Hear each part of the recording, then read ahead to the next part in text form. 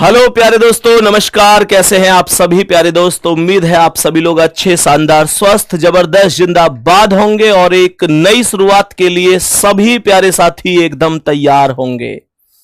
मेरे प्यारे दोस्तों, मेरे साथी, मेरे भाई, सभी प्यारे साथी आ जाओ जल्दी जल्दी से क्लास में। मैं आप लोगों को 50 प्रश्न प्रतिदिन अर्थात 10 दिन में 500 क्वेश्चन कराने वाला हूं। 500 क्वेश्चन। इन 500 क्वेश्चन की प्रैक्टिस, ये 500 क्वेश्चन उंगलियों पर रटे होने चाहिए आप लोगों को। एक एक क्वेश्चन, एक एक चीज बिल्कुल माइंड में सेट होनी चाहिए, बिल्कुल माइंड में सेट होनी चाहिए। मेरे सभी प्यारे दोस्त एक बार जरूर देख लेंगे क्या सेशन है। आज हम लोग मोस्ट इंपोर्टेंट 500 क्वेश्चन की पहली क्लास को यहां पर प्रारंभ करने जा रहे हैं। टोटल कितनी क्लास होंगी? टोटल 10 क्लास होंगी प्यारे दोस्तों। इसमें 50 गुणा 10 500 प्रश्न होंगे, बिल्कुल प्रॉपर तरीके से एक एक चीज को समझाते हुए। और आप लोगों को मेरे साथ ये मानकर चलना है कि अगर आज 40 स्कोर है तो कल 41 होना चाहिए, 39 नहीं होना चाहिए। बात समझ में आ रही है? तो मेरे सभी प्यारे साथी, सभी प्यारे दोस्त एक बार दिल भेज देंगे कि भैया हम आज के सेशन के लिए तैयार हैं। एक बार मेरे सभी प्यारे साथी, मेरे सभी प्यारे दोस्त जागरण सीरीज में 10 दिन तक जुड़े रहेंगे। भैया कमेंट सेक्शन एकदम रेड हो जाना चाहिए। ये जुनून, ये जज्बा रुकना नहीं चाहिए। ध्यान से देख लो, एक एक चीज प्रॉपर तरीके से आप सभी प्यारे साथियों को आनी चाहिए। सही है? तो मेरे सभी प्यारे दोस्त आ जाओ जल्दी से, बेहतर तरीके से पहले क्वेश्चन की ओर चलते हैं। पहला क्वेश्चन, और उससे पहले आप सभी जानते हैं ये टाइम टेबल है। मेरे बाद केवल एक क्लास बची हुई है, 8 बजे सोनवीर सर के द्वारा आप लोगों की होगी।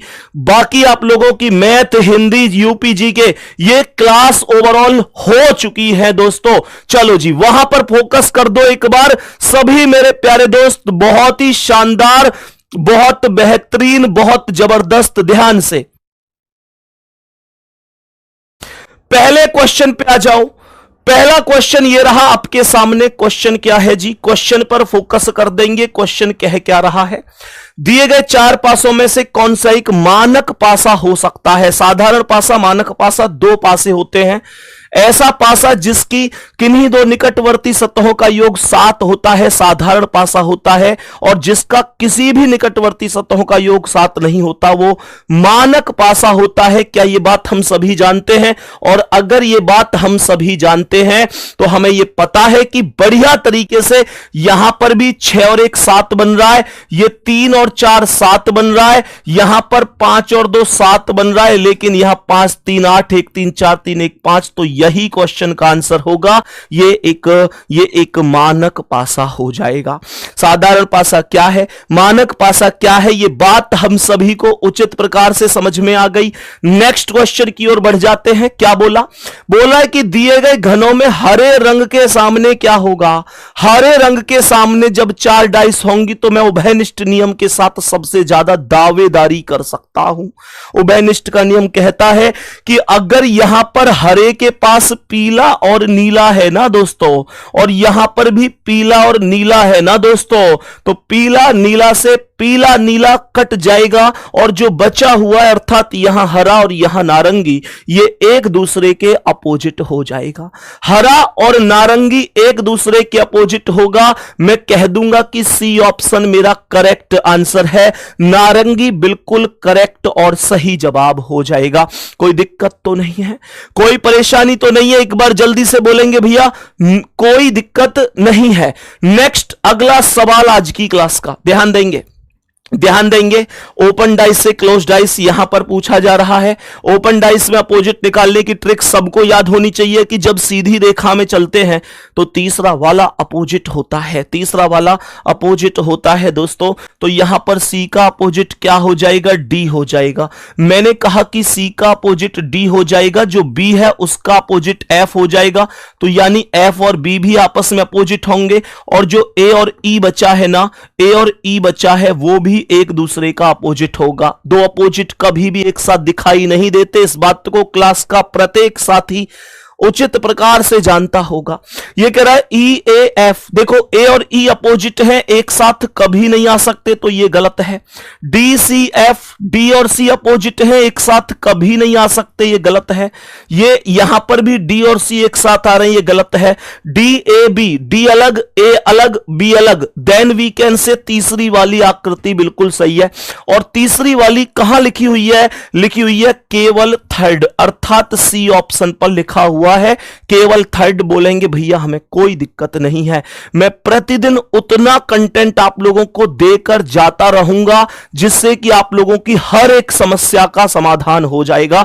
रीजनिंग में मैं ये तो नहीं कह रहा कि आप बटे के बटे कर देंगे, मैं लेकिन इतना कह रहा हूं कि कोई क्वेश्चन अगर आपसे नहीं होगा तो वो किसी से भी नहीं होगा, उतने लेवल पर मैं आप लोगों को बना के जाऊंगा। नेक्स्ट क्वेश्चन पर आ जाओ। ये पोल वगैरह के मैसेज मत करो, ज्यादा मैसेज से बिल्कुल दूर रहो। ध्यान से देखो, ध्यान से, मैंने कहा कथन निष्कर्ष है। कथन बोलेंगे सभी सड़कें पेड़ हैं। क्या बोला? सभी सड़कें पेड़ हैं। लो भाई साहब, ये हो गया सड़क का डायग्राम, और जितनी भी सड़क है वो सभी की सभी सड़क पेड़ हैं, सभी सड़क पेड़ हो जाएंगी। सही है। कह रहा है कोई पेड़ दुकान नहीं है, पेड़ बिल्कुल अलग है और दुकान बिल्कुल अलग है। ध्यान से देखो कौन सा बन सकता है। सबसे पहला बोला कोई दुकान सड़क नहीं है। गुड्डा, दुकान अलग है, सड़क अलग है, वास्तव में दुकान सड़क नहीं है। क्या बोला? क्योंकि अगर पेड़ का दुकान से कोई रिलेशन नहीं है तो सड़क का भी दुकान से कोई रिलेशन नहीं होगा। कारण क्या है इस बात का? कारण इस बात का यह है कि अगर मान के चलो हमारे बुजुर्ग किसी के यहां नहीं जाएंगे तो हम भी तो किसी के यहां नहीं जाएंगे। बात समझ में आ रही है? अगर सड़क पेड़ के अंदर है और पेड़ का दुकान से कोई लेना देना नहीं है तो सड़क का भी दुकान से कोई लेना देना नहीं होगा। इसलिए पहला वाला सही है। कुछ पेड़ सड़क हैं। देखो, जब कभी सर्कल के ऊपर सर्कल होगा तो बाहर से अंदर की ओर कुछ बोलकर जाने वाला कॉन्सेप्ट सही होता है। पेड़ बाहर है, सड़क अंदर है, पेड़ से बाहर से सड़क की ओर जा रहा है, तो इसका मतलब यह भी सही है। और कोई सड़क दुकान नहीं है, सड़क अलग है, दुकान अलग है, बिल्कुल सड़क दुकान नहीं है। तीनों के तीनों निष्कर्ष सभी निकलते हैं, सभी सही है, बिल्कुल भी दिक्कत नहीं है। सभी निष्कर्ष अनुसरण करेंगे मेरे प्यारे दोस्तों, कोई दिक्कत परेशानी होनी नहीं चाहिए। नेक्स्ट क्वेश्चन पर आ जाओ। ध्यान से देखेंगे, ध्यान से देखेंगे मेरे सभी प्यारे साथी, एक बार गौर से सुनेंगे। क्या बोला? अभी एक पिता की आयु, ध्यान देना, अभी एक पिता की आयु उसके पुत्र की वर्तमान आयु से दोगुनी है। ध्यान दो, अभी एक पिता की आयु उसके पुत्र की आयु का 2 गुना है। मेरे प्यारे दोस्तों, मैंने क्या बोला? मैंने यहां पर बोला मानकर चलो ये फादर है और ये सन है, ये फादर है और ये सन है। कह रहा है कि पिता की आयु पुत्र की आयु का 2 गुना है, अर्थात अगर पुत्र की आयु 1 है तो फादर की आयु 2 हो जाएगी। क्वेश्चन कहता है कि 5 वर्ष बाद उनकी आयु का योग 85 वर्ष होगा, अर्थात जब 5 वर्ष गुजर जाएंगे ना, जब 5 वर्ष गुजर जाएंगे तो 5 साल बाद इनकी आयु का जो योग है वो 85 साल होगा।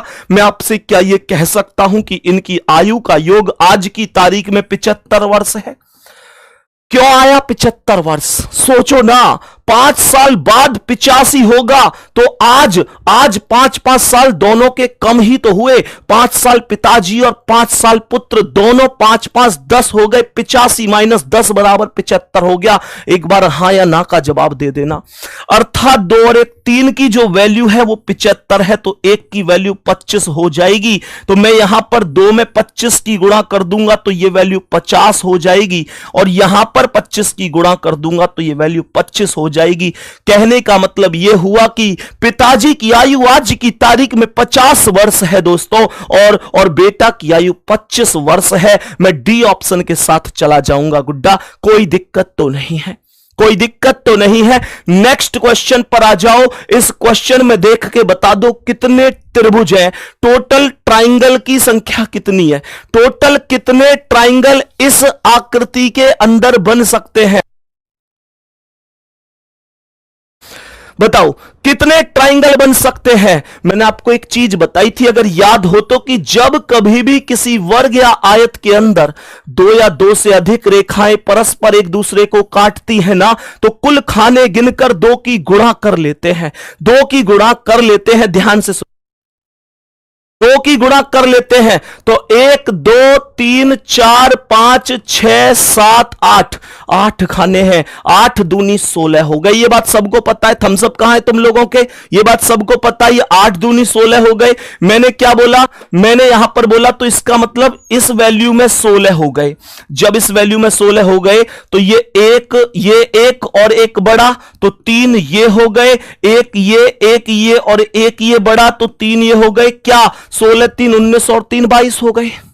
लेकिन 22 से काम थोड़ा ही ना चलेगा, इसे कौन गिनेगा?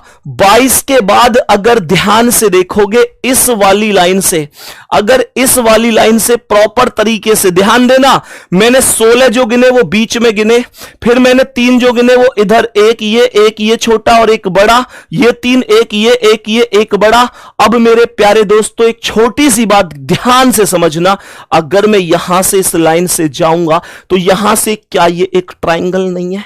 क्या ये एक ट्राइंगल नहीं है? और जब मैं इसे यहां पर काउंट करूंगा तो क्या ये एक ट्राइंगल नहीं है? तो दो ट्राइंगल की संख्या और जुड़ेगी, 16 3 19 3 22 और 2 24 ट्राइंगल होंगे। कितने लोगों का सही था? जल्दी जल्दी बता दो कितने लोगों का सही था, कितने प्यारे साथियों का करेक्ट जवाब था, बता दो। एक एक क्वेश्चन को मेहनत से सिलेक्ट किया है। देखो एक एक क्वेश्चन सिलेक्ट किया है पूरी मेहनत से मेरे दोस्त मेरे भाई, एक एक क्वेश्चन मेहनत से सिलेक्ट किया है, एक एक क्वेश्चन पर वर्क किया है, केवल इसलिए कि यार एक भी चीज बाहर नहीं जानी चाहिए। एक एक चीज को मेहनत करके बेहतरीन तरीके से टाइप करा के फिर उनके प्रिंट निकलवा के फिर एक बार खुद से सॉल्व करके कि भाई कोई टाइपिंग मिस्टेक नहीं होनी चाहिए, कोई दिक्कत नहीं होनी चाहिए, एक एक चीज को गुड्डा। लेकिन आपको मेहनत अपने आप से साथ करनी पड़ेगी। एक बार दिल भेज के वादा कर दो कि भैया हम तैयार हैं।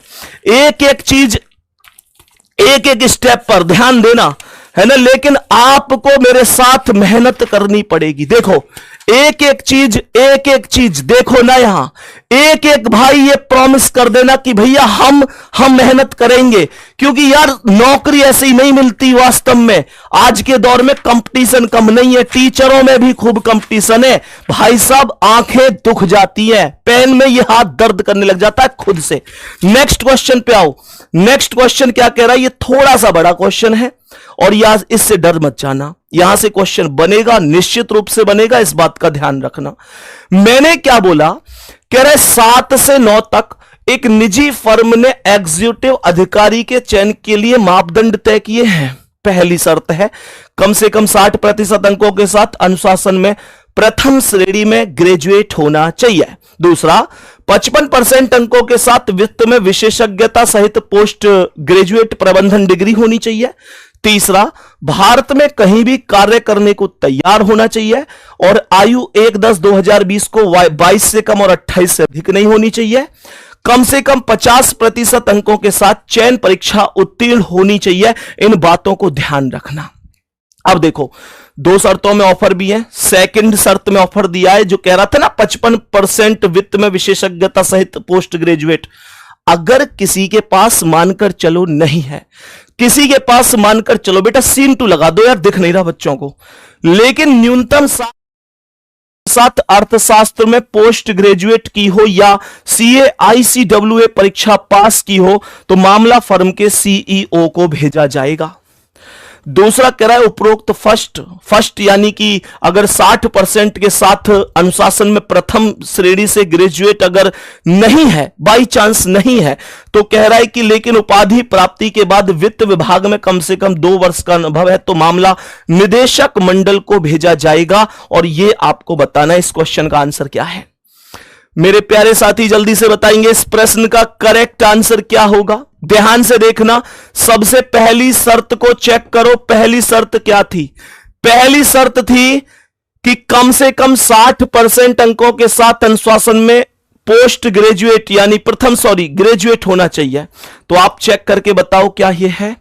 कह रहे आलोक कपूर 66% अंकों और प्रथम श्रेणी के साथ कॉमर्स में ग्रेजुएट हैं। मेरे प्यारे दोस्त, तो इसका मतलब पहली शर्त में ये पास है। सेकंड शर्त क्या थी? सेकंड शर्त थी यहां पर कि 55% अंकों के साथ वित्त पोस्ट ग्रेजुएट प्रबंधन। देखो क्या ये 55% के साथ ये है, ध्यान से समझना। तो उसने ICWA परीक्षा 2018 में पास की। कह रहा है उसकी जन्म तिथि 17/9/88 है। देश में कहीं भी काम करने को तैयार नहीं, यानी सेकंड के बारे में कुछ नहीं पता, पर ऑफर दिया गया है सेकंड शर्त पर। ऑफर में कह रहा है सेकंड वाले में कि अगर न्यूनतम 60% से अर्थशास्त्र में पोस्ट ग्रेजुएट की हो, तो क्या इसने 60% से यहां पर पोस्ट ग्रेजुएट की है? ध्यान से समझ लेंगे। यहां पर कह रहा है चयन परीक्षा में 63% अंक मिले हैं। ICWA परीक्षा नवंबर में पास की है। जन्म तिथि 17/9/1988 है। सभी प्यारे दोस्त बताएंगे जल्दी से क्या होगा? मेरे सभी प्यारे दोस्त बताएंगे जल्दी से। यहां पर इसने क्या बोला था? पूरा यहां पर बोला था कि 55% अंकों के साथ वित्त में विशेषज्ञता सहित पोस्ट ग्रेजुएट प्रबंधन डिग्री डिप्लोमा किया होना चाहिए। यानी पोस्ट ग्रेजुएट प्रबंधन डिग्री हो या डिप्लोमा हो, 55% अंकों के साथ। यह कह रहा है आलोक कपूर 66% अंक और प्रथम श्रेणी के साथ कॉमर्स में ग्रेजुएट है। उसने ICWA परीक्षा नवंबर 2018 में पास की है और जन्म तिथि 17 इतनी है। वह कहीं भी काम करने को तैयार है। चयन परीक्षा में 63% अंक हैं। आप मुझे मेरे सभी प्यारे दोस्त बता दो, यहां पर मुझे सभी मेरे प्यारे दोस्त बता दो कि यहां पर क्या इसने कहीं भी यह चीज बोली गई है कि पोस्ट ग्रेजुएशन में कितने अंक हैं?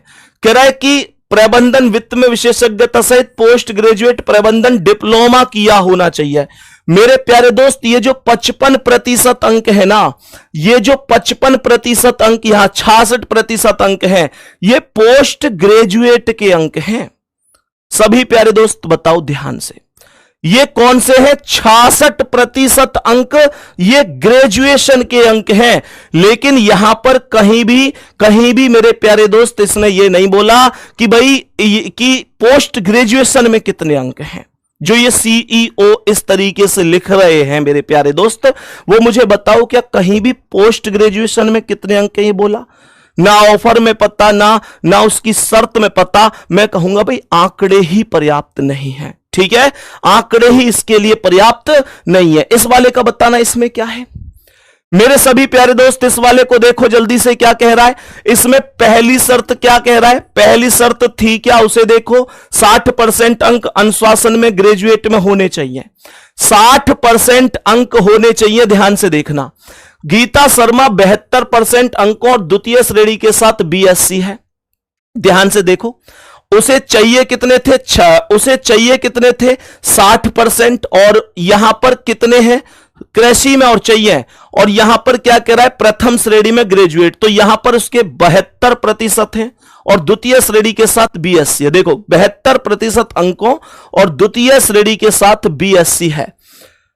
और ये 60% अंक मांग रहा था, पर ये किसी भी अनुशासन में प्रथम श्रेणी में ग्रेजुएट मांग रहा है ना। और कह रहा है कि उसने 72% के साथ इसकी द्वितीय श्रेणी क्यों आई? पर ये तो 60% पे प्रथम श्रेणी आनी चाहिए थी। यहां पर सभी प्यारे दोस्त इसे प्रथम श्रेणी लिख लेना। द्वितीय श्रेणी की जगह यहां पर इसे प्रथम श्रेणी लिख लेना। प्यारे दोस्त, सभी प्यारे साथी से प्रथम श्रेणी लिख लेंगे एक बार। ठीक है, तो पहली वाली शर्त में हम इसे पास कर रहे हैं क्योंकि हमने इसे प्रथम श्रेणी किया। 72% जब वहां 66% पर प्रथम श्रेणी दे रहा है, तो यहां 72% पर ऐसा थोड़ी कि सेकंड श्रेणी देगा। दूसरी शर्त पर चलते हैं कि सेकंड शर्त क्या थी। तो सेकंड शर्त थी कि कम से कम 55% अंक के साथ पोस्ट प्रबंधन होना चाहिए। तो यहां पर क्या कह रहा है? कह रहा है कि उसने पोस्ट ग्रेजुएट डिप्लोमा 65% अंकों के साथ किया है। चाहिए कितने थे? 55% और थे कितने? 65%। तो थर्ड शर्त पर चलो, सेकंड भी इसकी कवर हो चुकी है। सेकंड भी कवर हो चुकी है। तीसरी शर्त क्या है? भारत में कहीं भी कार्य करने को तैयार है। क्या बोला? उसे भारत में कहीं भी काम करने में कोई समस्या नहीं है। कोई समस्या नहीं है, तो यह भी सही है। 4 शर्त क्या थी? शर्त नंबर 4, आयु 1/10/2020 को 20 और 28 के बीच में होनी चाहिए। 1/10/2020 को इसकी कितनी है 1983, तो ये हो जाएगी 93, और ये 2000 तक हो गई 7 साल और 20 साल वो, तो लगभग 27 साल उम्र बनेगी, और ये 22 और 28 के बीच में, तो इसका मतलब एज में भी कोई दिक्कत नहीं है। शर्त नंबर 5 पर आ जाते हैं। 5 है कि 50% अंकों के साथ चयन परीक्षा उत्तीर्ण होनी चाहिए, और उसने चयन परीक्षा में 58% अंक उत्तीर्ण किए हैं। मेरे सभी प्यारे दोस्त एक बार थम्स अप करो, जितने लोगों का ये जवाब है, जितने लोगों का ये जवाब है कि इसका तो सिलेक्शन हो जाएगा भैया, सिलेक्शन हो जाएगा भैया, कोई दिक्कत नहीं है, आराम से क्या बोलेंगे, चयन किया जाना है, सभी की सभी शर्तें पूरी हैं, चयन किया जाएगा, चयन इसका किया जाएगा, कोई दिक्कत नहीं है। सभी साथी आराम से समझ गए होंगे, सबके थम्स अप आ रहे हैं, बहुत बढ़िया। नेक्स्ट क्वेश्चन में यहां पर आ जाओ। नेक्स्ट क्वेश्चन में यहां पर एक बार मेरे सभी प्यारे दोस्त इसे समझेंगे कि यह क्वेश्चन क्या कह रहा है। यहां पर ध्यान से समझना कि यह क्वेश्चन क्या कह रहा है। सभी के सभी प्यारे साथी पहली शर्त पर आ जाते हैं कि पहली शर्त क्या है। नेहा साहू वित्त में विशेषज्ञता सहित एमबीबीए है, जो उसने 57% अंकों के साथ 24 वर्ष की आयु में जून में उत्तीर्ण किया था। ध्यान से सुनना, 57% अंकों के साथ, और पोस्ट ग्रेजुएशन में चाहिए कितने थे 55%। इसका मतलब बिल्कुल सही है, यह सेकंड वाली शर्त थी पोस्ट ग्रेजुएशन की। और ग्रेजुएशन वाली शर्त क्या है ग्रेजुएशन वाली शर्त क्या है? ग्रेजुएशन वाली शर्त है कि 60% अंक होने चाहिए ग्रेजुएशन में, और इसके ग्रेजुएशन में है 64% से इसने बीए, ग्रेजुएशन में 64 है। तो सेकंड शर्त भी सही है, पहली शर्त भी सही है, दोनों की दोनों शर्त यहां पर इसकी बिल्कुल एकदम ओके है। थर्ड शर्त पर आ जाते हैं मेरे प्यारे साथी। थर्ड शर्त यहां पर क्या कह रही है, कहीं भी कार्य करने को तैयार होना चाहिए। तो यह कह रहा है कि भारत में कहीं भी काम करने का इच्छुक है, तो थर्ड शर्त भी कंप्लीट है। चौथी शर्त क्या है? चौथी शर्त है कि आयु 1/10/2020 को 22 और 28 के बीच में। इसकी डेट ऑफ बर्थ कितनी है? कितनी है इसकी डेट ऑफ बर्थ? 2018 में इसने, ध्यान से सुनना, 24 वर्ष आयु थी इसकी 2018 में, 2018 में 24 थी, तो 2020 में 26 हो जाएगी। तो इसका मतलब यह भी बिल्कुल सही है। शर्त नंबर 5, 5, 5, 5वीं शर्त है कि भैया कम से कम 50% अंकों के साथ चयन परीक्षा उत्तीर्ण होनी चाहिए, और चयन परीक्षा 60% अंकों के साथ, ताली बजा दो जल्दी से, ताली बजा दो, चयन हो चुका है इसका। इसके चयन पे इतनी खुशी हो रही है हमको, तो जब तुम्हारा चयन होगा तब कितनी खुशी होगी। तो मैं बोलूंगा ये भी शर्त एकदम सही है। इसके सभी शर्त कंप्लीट होती हैं, अर्थात मैं कहूंगा कि इसका चयन किया जाना है, चयन किया जाना है। सभी प्यारे साथी यहां पर समझ जाएंगे। मेरे सभी प्यारे गुड्डा नेक्स्ट क्वेश्चन की ओर बढ़ जाओ। क्या बोल रहा है ध्यान से पढ़ लेना। मैं बहुत जल्दी एक मैराथन क्लास भी लेके आऊंगा, खासतौर से कथन निष्कर्ष पूर्वधारणा, कथन कार्यवाही, कथन तर्क अनुमान, अर्थात लॉजिकल रीजनिंग की। ठीक है, कह रहा है कि यदि तुम स्वस्थ रहना चाहते हो तो तंबाकू युक्त पदार्थों का सेवन बंद कर दो। ध्यान से सुन लेना, यदि तुम स्वस्थ रहना चाहते हो तो तंबाकू युक्त पदार्थों का सेवन करना बंद कर दो। एक डॉक्टर ने रोगी से कहा, मेरे दोस्त अगर मान के चलो डॉक्टर ने रोगी से कहा होगा तो निश्चित रूप से रोगी खाता होगा, तभी तो कहा। पहला, डॉक्टर तंबाकू का सेवन नहीं करता है, ज्ञान देने वाला जरूरी थोड़ी है कि उसका पालन अपने आप करता होगा। यह बिल्कुल गलत है। डॉक्टर खाता या नहीं खाता है उस बारे में ऊपर कुछ नहीं बोला गया है। ध्यान से सुन लो, डॉक्टर कह रहा है कि भाई अगर तुम स्वस्थ रहना चाहते हो तो तंबाकू का सेवन करना बंद कर दो, पर इसका कोई मतलब यह थोड़ी कि डॉक्टर नहीं खाता होगा। बोलो, डॉक्टर खाता है नहीं खाता वो ऊपर बोला नहीं है। अब तुम कहो भैया वो ज्ञान तो दे रहा है, जब वो कह रहा है, दूसरे को सलाह दे रहा है, तो वो खुद भी तो उसे मानता होगा। अरे मेरे गुड्डा, ऐसे तो बहुत हैं जो खुद फॉलो नहीं करते पर दुनिया को ज्ञान देते हैं। तो पहला सही है या नहीं है, नहीं कह सकता, लेकिन रोगी तंबाकू का सेवन करता है, ये बिल्कुल सही है, क्योंकि अगर सेवन नहीं करता तो वो ये थोड़ी बोलता कि भाई सेवन करना बंद कर दो। इसका मतलब वो सेवन करता है, तभी तो कह रहा है कि सेवन करना बंद कर दो, नहीं तो वो क्यों ही कहता है इस बात को। बोलो नेक्स्ट क्वेश्चन पे आ जाओ। देखो ध्यान से, देखो ध्यान से एक बार मेरे सभी प्यारे साथी, क्या बोल रहा है देखेंगे। क्या भारत में बड़े शहरों में घरेलू वस्तुएं बेचने वाली सभी छोटी दुकानें बंद कर देनी चाहिए? मेरे सभी प्यारे दोस्त ध्यान से देखेंगे, मैंने यहां पर क्या बोला। एक मिनट, 7th क्वेश्चन दिखाना। 7th क्वेश्चन में एक बार दोबारा से रिपीट कर देता हूं, ध्यान से एक बार सभी प्यारे दोस्त देखेंगे, हो सकता है मिस हो गया हो। सेकंड वाली शर्त क्या थी हमारी? सेकंड वाली शर्त थी कि लेकिन 60% अंकों के साथ पोस्ट ग्रेजुएट की होनी चाहिए। 60% अंकों के साथ पोस्ट ग्रेजुएट होनी चाहिए। तो 7 में ये कह रहा था 66% और के साथ कॉमर्स में ग्रेजुएट है, और उसने आईसीडब्ल्यूए परीक्षा, आईसीडब्ल्यूए बोला था इसने। ओके, यहां पर या आईसीडब्ल्यूए, गुड्डा इसके लिए माफी चाहूंगा, ये मैंने आईसीडब्ल्यूए वाला मैटर नहीं पढ़ा, इसका मतलब फिर तो मुझे इससे अगला भी चेक करना पड़ेगा। मैंने केवल पोस्ट ग्रेजुएट में, सभी प्यारे दोस्त एक बार ध्यान से देखेंगे भाई 7वें क्वेश्चन को, 7वें क्वेश्चन को सभी प्यारे दोस्त एक बार देखेंगे। इसने ऑफर में बोला है कि उपरोक्त सेकंड का जो है न्यूनतम 60% अंकों के साथ या तो पोस्ट ग्रेजुएट होनी चाहिए, या तो पोस्ट ग्रेजुएट होनी चाहिए, या सीए, या ये ऑब्लिक लगा हुआ है, आईसीडब्ल्यूए परीक्षा पास होनी चाहिए। आईसीडब्ल्यूए परीक्षा पास होनी चाहिए। और मेरे प्यारे दोस्त यहां पर ये कह रहा है कि उसने आईसीडब्ल्यूए परीक्षा नवंबर 2018 में पास की है। तो यहां पर हमने दिमाग से वो सवाल को पढ़ने में थोड़ी सी मिस्टेक हो गई। पोस्ट ग्रेजुएट ये रखना है हमको, सही है। तो ऑफर में ये पास है, ऑफर में ये पास है। सवाल में हमने या के बाद में सवाल, या मतलब या नहीं पढ़ पाए हम, जो या लिखा हुआ है ये वाला, इस पर हमारी नजर नहीं पड़ी। ये रहा या, ये नहीं पढ़ पाए। या का मतलब होता है कि या तो ये हो या ये हो, ठीक है। एक बार थम्स अप करेंगे, अभी बात ओके है। तो इसका मामला सीईओ को भेजेंगे, लेकिन उससे पहले बाकी शर्तें भी एक बार चेक कर लो। जैसे थर्ड शर्त इसने क्या बोली? थर्ड शर्त बोली कि भाई कहीं भी कार्य करने को तैयार होना चाहिए, तो कह रहा है देश में कहीं भी कार्य करने को तैयार है, ये भी सही है। और शर्त नंबर 4 क्या है? शर्त नंबर 4 क्या है? 4 है कि 1/10/2020 को 22 और 28 वर्ष से अधिक ना होनी चाहिए। तो यहां पर 28 से अधिक नहीं होनी चाहिए, इसकी 1998 है, तो यहां पर 98 से 2 तक 2000 और 20 22 साल का हो जाएगा, 22 साल का, और 22 और 28 के बीच का ही कह रहा है।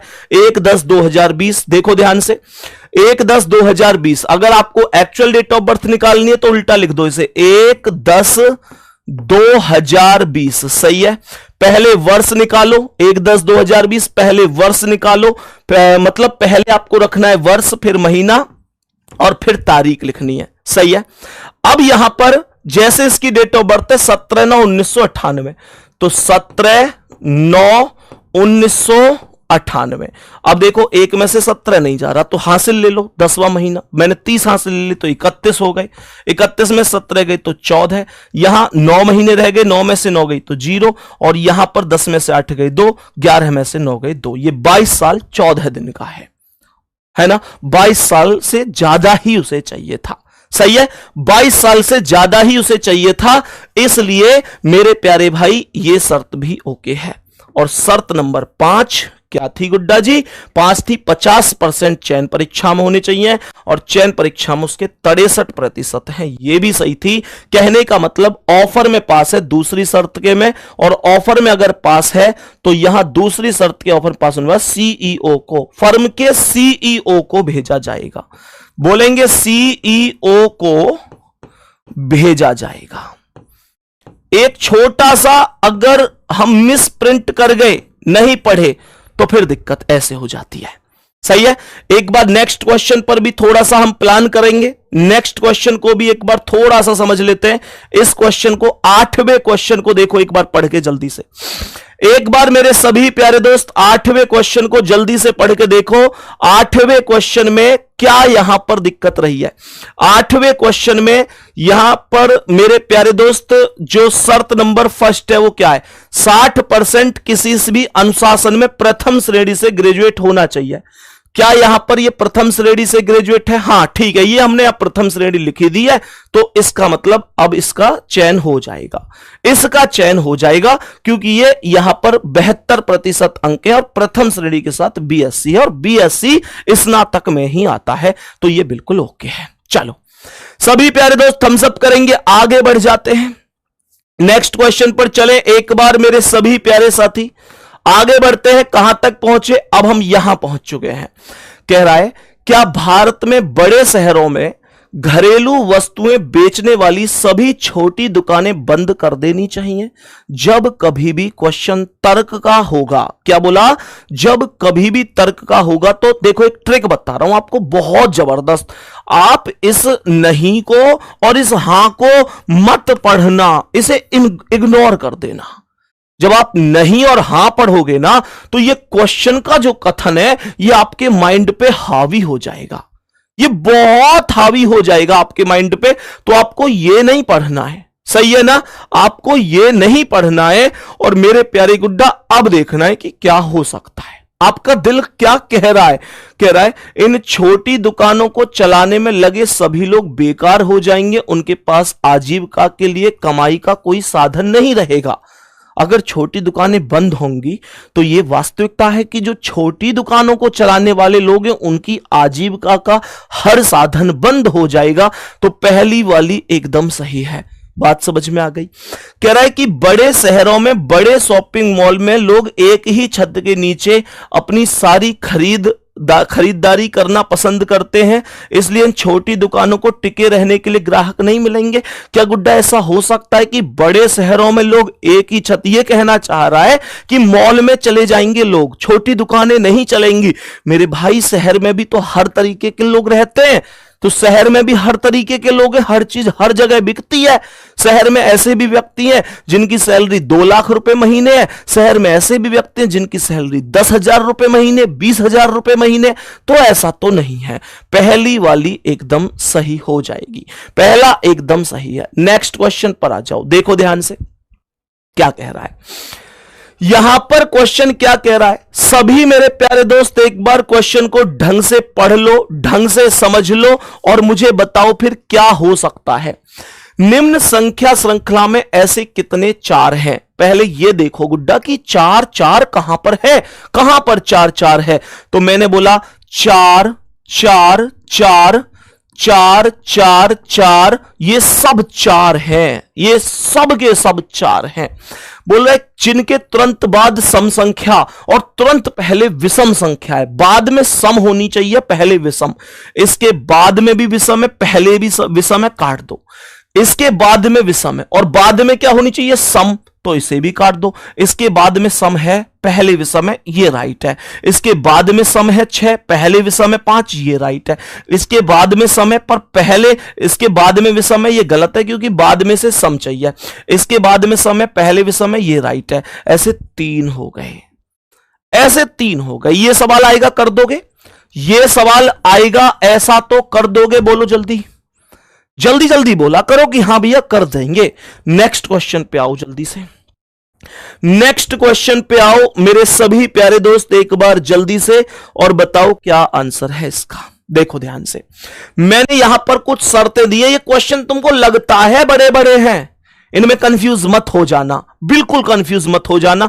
ये सारी चीजें प्रॉपर तरीके से आनी चाहिए आपको, ठीक है ना? प्रॉपर तरीके से देखो, ये कह रहा है कि BSQEGU का कोड बताना है। मुझे बताओ पहले इसमें कौन सी शर्त लगेगी? पहला अक्षर व्यंजन है, लास्ट का अक्षर स्वर है।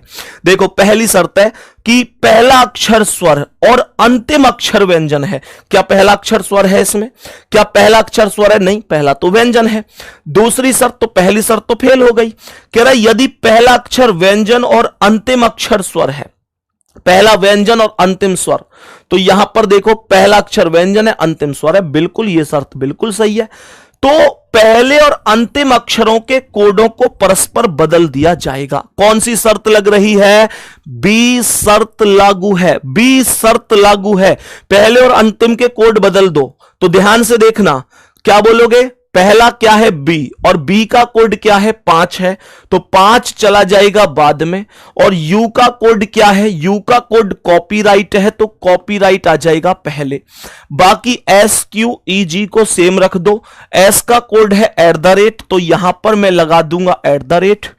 क्यू का कोड कितना है? क्यू का कोड कितना है? क्यू क्यू क्यू क्यू का कोड कितना है? क्यू यहां पर ये रहा, क्यू का कोड है 6, तो क्यू यहां पर हो गया 6। फिर ई का कोड कितना है? ई का कोड 7 है, तो 7 होगा। और जी का कोड कितना है? जी का कोड है %, तो % होगा। ये कॉपीराइट @67% 5। क्या ये कहीं भी ऑप्शन में है? ये जो सी बता रहे ना, ये जो सी बता रहे गुड्डा, सी पर 5 से शुरू हुआ है, 5 से, सॉरी कॉपीराइट यहां से, तो कॉपीराइट @6 7। और देखो यहां गलती ये हो रही कि लास्ट में भी कॉपीराइट दे दिया है। लास्ट में कॉपीराइट कहां से आ जाएगा? सेकंड शर्त ये थोड़ी कहती थी कि पहला और लास्ट का कॉपीराइट लगा दो। सेकंड शर्त तो यह कहती थी कि पहला अक्षर व्यंजन है, अंतिम अक्षर स्वर है, तो पहले और अंतिम अक्षरों के कोडों को परस्पर बदल दिया जाएगा। ये कोड तो आपको बदलने थे मेरे बाबू, और ये कोड बदलने के बाद सोचो ना कि जो शुरू में बी है वो लास्ट में 5 बन के जाएगा, 5 बन के जाएगा। और बी का कोड 5 था, इसलिए मैं कहूंगा कि भैया none of these correct answer होगा। None of these correct answer होगा। नेक्स्ट क्वेश्चन पे आ जाओ, देखो ध्यान से सभी मेरे प्यारे भाई। KAGFUB पहला भी व्यंजन है, लास्ट का भी व्यंजन है। देखना देखना देखना, क्या बोला? पहला भी व्यंजन हो और लास्ट का भी व्यंजन हो। यहां लास्ट वाली शर्त को देख लो, पहला और अंतिम दोनों व्यंजन हैं, तो दोनों को 8 के रूप में कोटबद्ध किया जाएगा। दोनों को 8 के रूप में कोटबद्ध किया जाएगा। तो मेरे प्यारे दोस्तों ध्यान रखना, 8 के रूप में से 8 बना लेना गुड्डा, ये 8 बना लेना, ये वाली भी वैल्यू 8 यहां पर बना लेना। हालांकि 8 अपने आप में कोड भी है, लेकिन वो इनको स्पेशल 8 दे रहा है। वो कह रहा है कि यदि पहला और अंतिम दोनों व्यंजन है तो दोनों को 8 के रूप में कूटबद्ध कर दो। मैं यहां भी 8 लिखूंगा, मैं यहां भी 8 लिखूंगा। और AGFU का कोड बता दो। AGFU, AG का कोड कितना है? A का कोड 2 है, G का कोड % है, तो 2 आ गया और % आ गया। F और U का कोड कितना है? F का कोड कितना है? 9, और U का कोड कॉपीराइट है, तो ये आ जाएगा 9 यहां और कॉपीराइट यहां। तो 8 2%, 9 copyright 8, D option correct answer होगा। क्या बात सबकी समझ में आ रही है?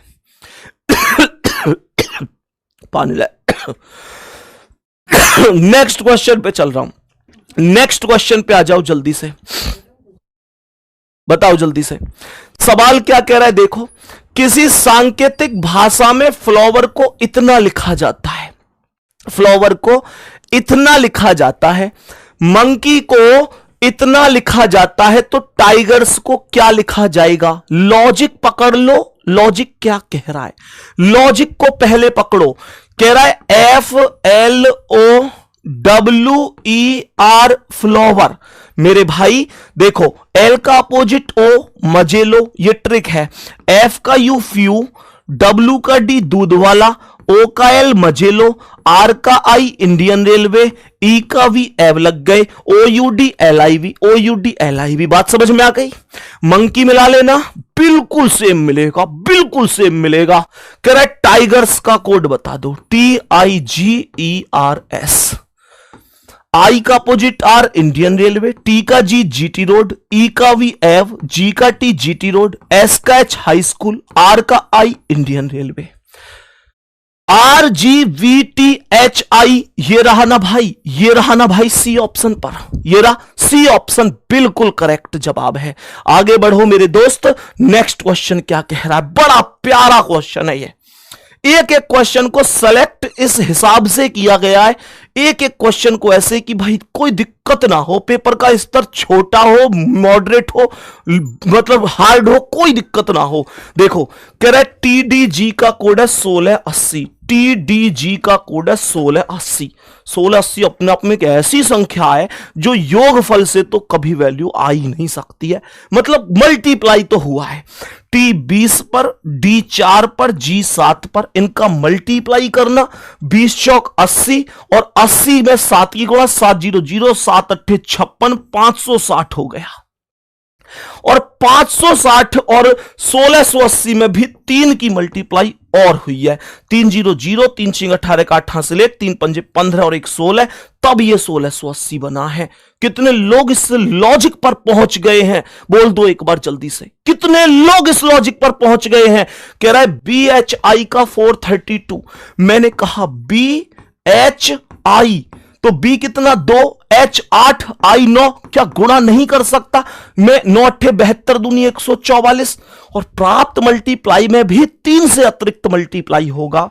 तो 3 चौक 12 का 2 हासिल 1, 3 चौक 12 और 1 13 का 3 हासिल 1, 3 एकम 3 और 1 4, ये 432 मिल गया।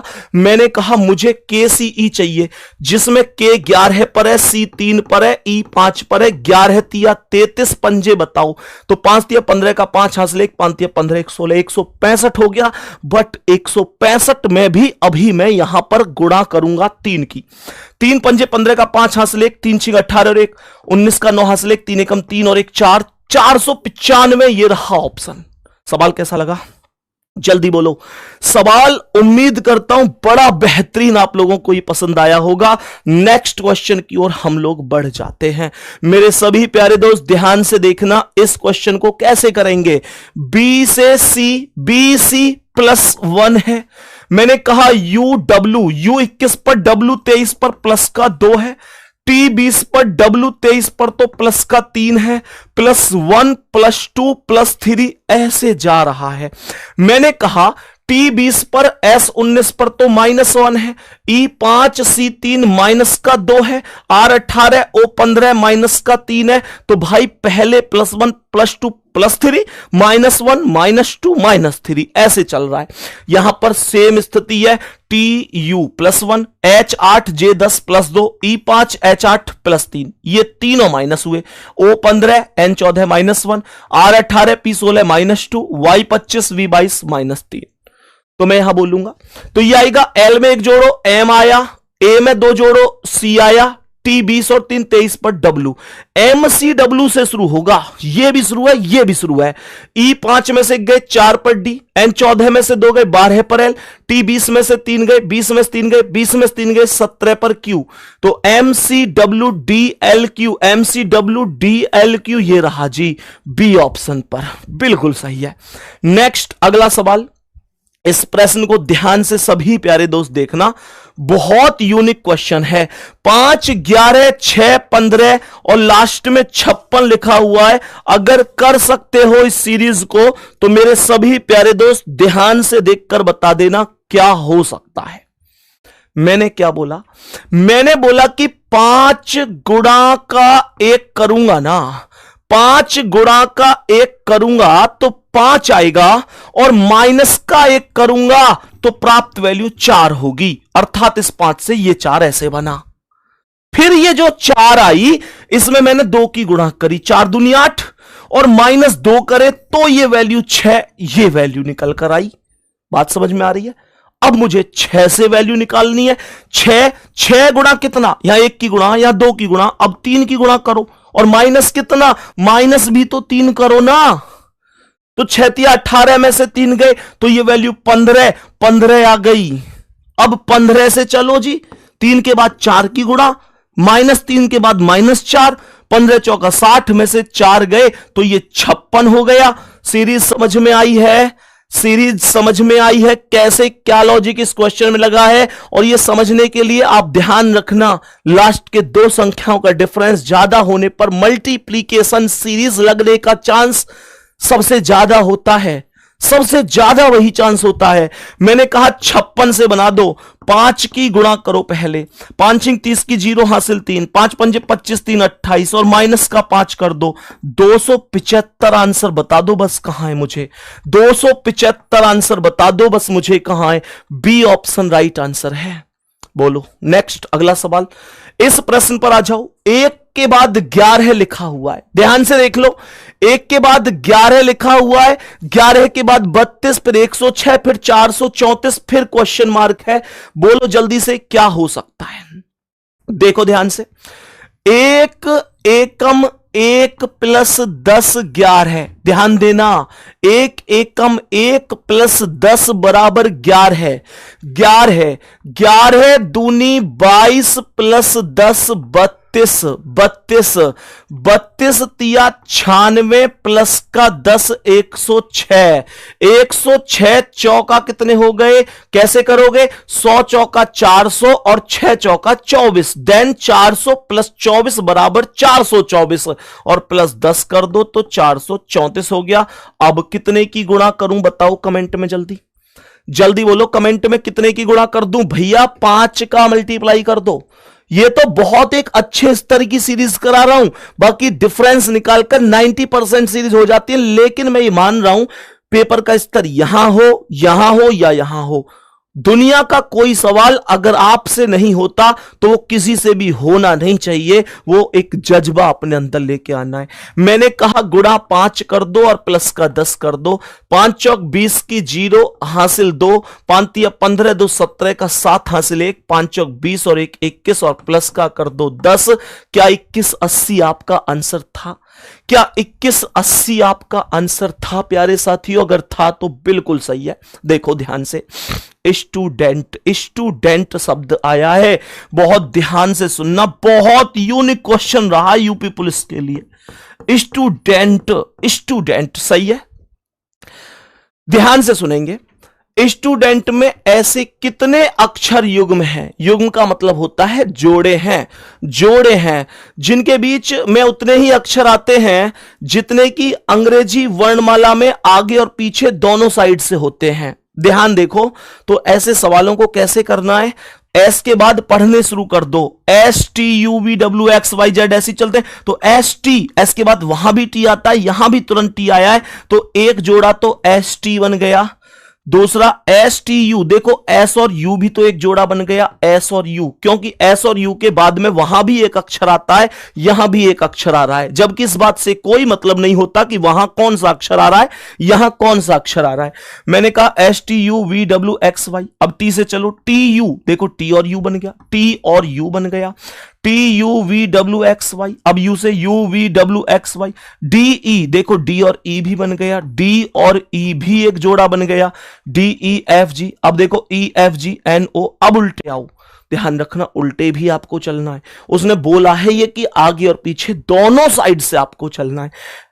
TUVWXYZ, NOPQRS, ध्यान से देखो N और S को ध्यान से देखो, N और S भी तो एक जोड़ा है। बेटा जब मैं ABCD पढ़ता हूं तो NOPQRS यही तो होता है। N और S के बीच में 1 2 3 4 लेटर होते हैं और यहां भी 1 2 3 4 ही तो है। अरे इस बात से कोई मतलब नहीं है कि वहां पर 4 कौन से थे, यहां पर 4 कौन से हैं, बस इनकी संख्या बराबर रहनी चाहिए, इनकी संख्या पर फर्क नहीं होना चाहिए। तो मैंने कहा 4 मेरे क्वेश्चन का करेक्ट आंसर हो जाएगा। सॉरी 4 नहीं, 1 2 3 4 5 बी ऑप्शन। नेक्स्ट क्वेश्चन आओ, ये सबसे पॉपुलर क्वेश्चन है, इसका सबसे पॉपुलर क्वेश्चन है, ये बार बार गलत होता है। पॉपुलेशन, POPULATION, इसको तो रट लो, 10 जोड़े हैं इसमें, रट के बैठ जाना पेपर में, 10 जोड़े हैं इसमें।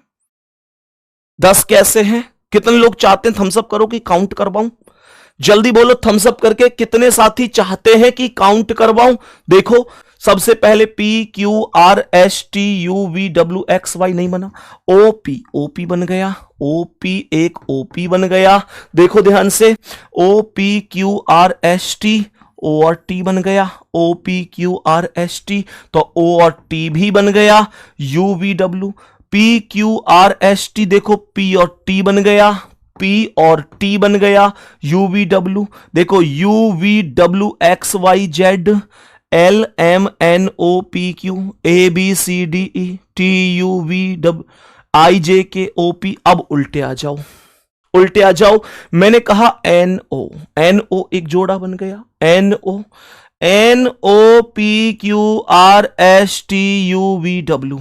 अब देखो O P Q R S T U V W, I J K L, देखो आई और एल एक जोड़ा बन गया, आई और एल, आई J K L M N ओ, आई और ओ एक जोड़ा बन गया, देखो ना, देखो आई J K L M N ओ और I J K L M N O P, I और पी भी एक जोड़ा बन गया। मैंने कहा आई और पी भी एक जोड़ा बन गया। फिर मैंने बोला T U V W X Y Z, A B C D E F, L M N O, देखो एल और ओ भी एक जोड़ा बन गया, एल और O, L M N O P, L और पी भी एक जोड़ा बन गया, एल और पी भी एक जोड़ा बन गया, U V W X, P Q R, O P, ये लास्ट में ओ पी भी एक जोड़ा बन गया। कितने बने? 1 2 3 4 5 6 7 8 9 10। बात समझ में आ गई? कितने बन गए मेरे दोस्तों? 10 जोड़े कंप्लीट हो गए, 10 जोड़े कंप्लीट हो गए। नेक्स्ट अगला सवाल, ये क्वेश्चन सुपर से ऊपर है, ये क्वेश्चन सुपर से ऊपर है।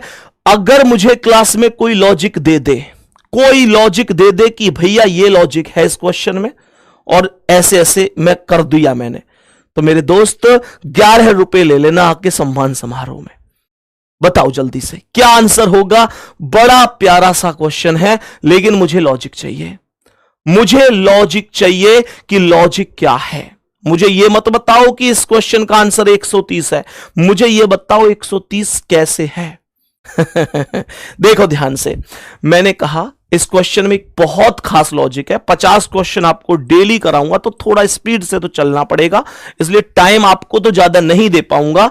इसमें गुड्डा अभाज्य संख्याएं 2 3 5 7 11 13 ये अभाज्य संख्याएं होती हैं।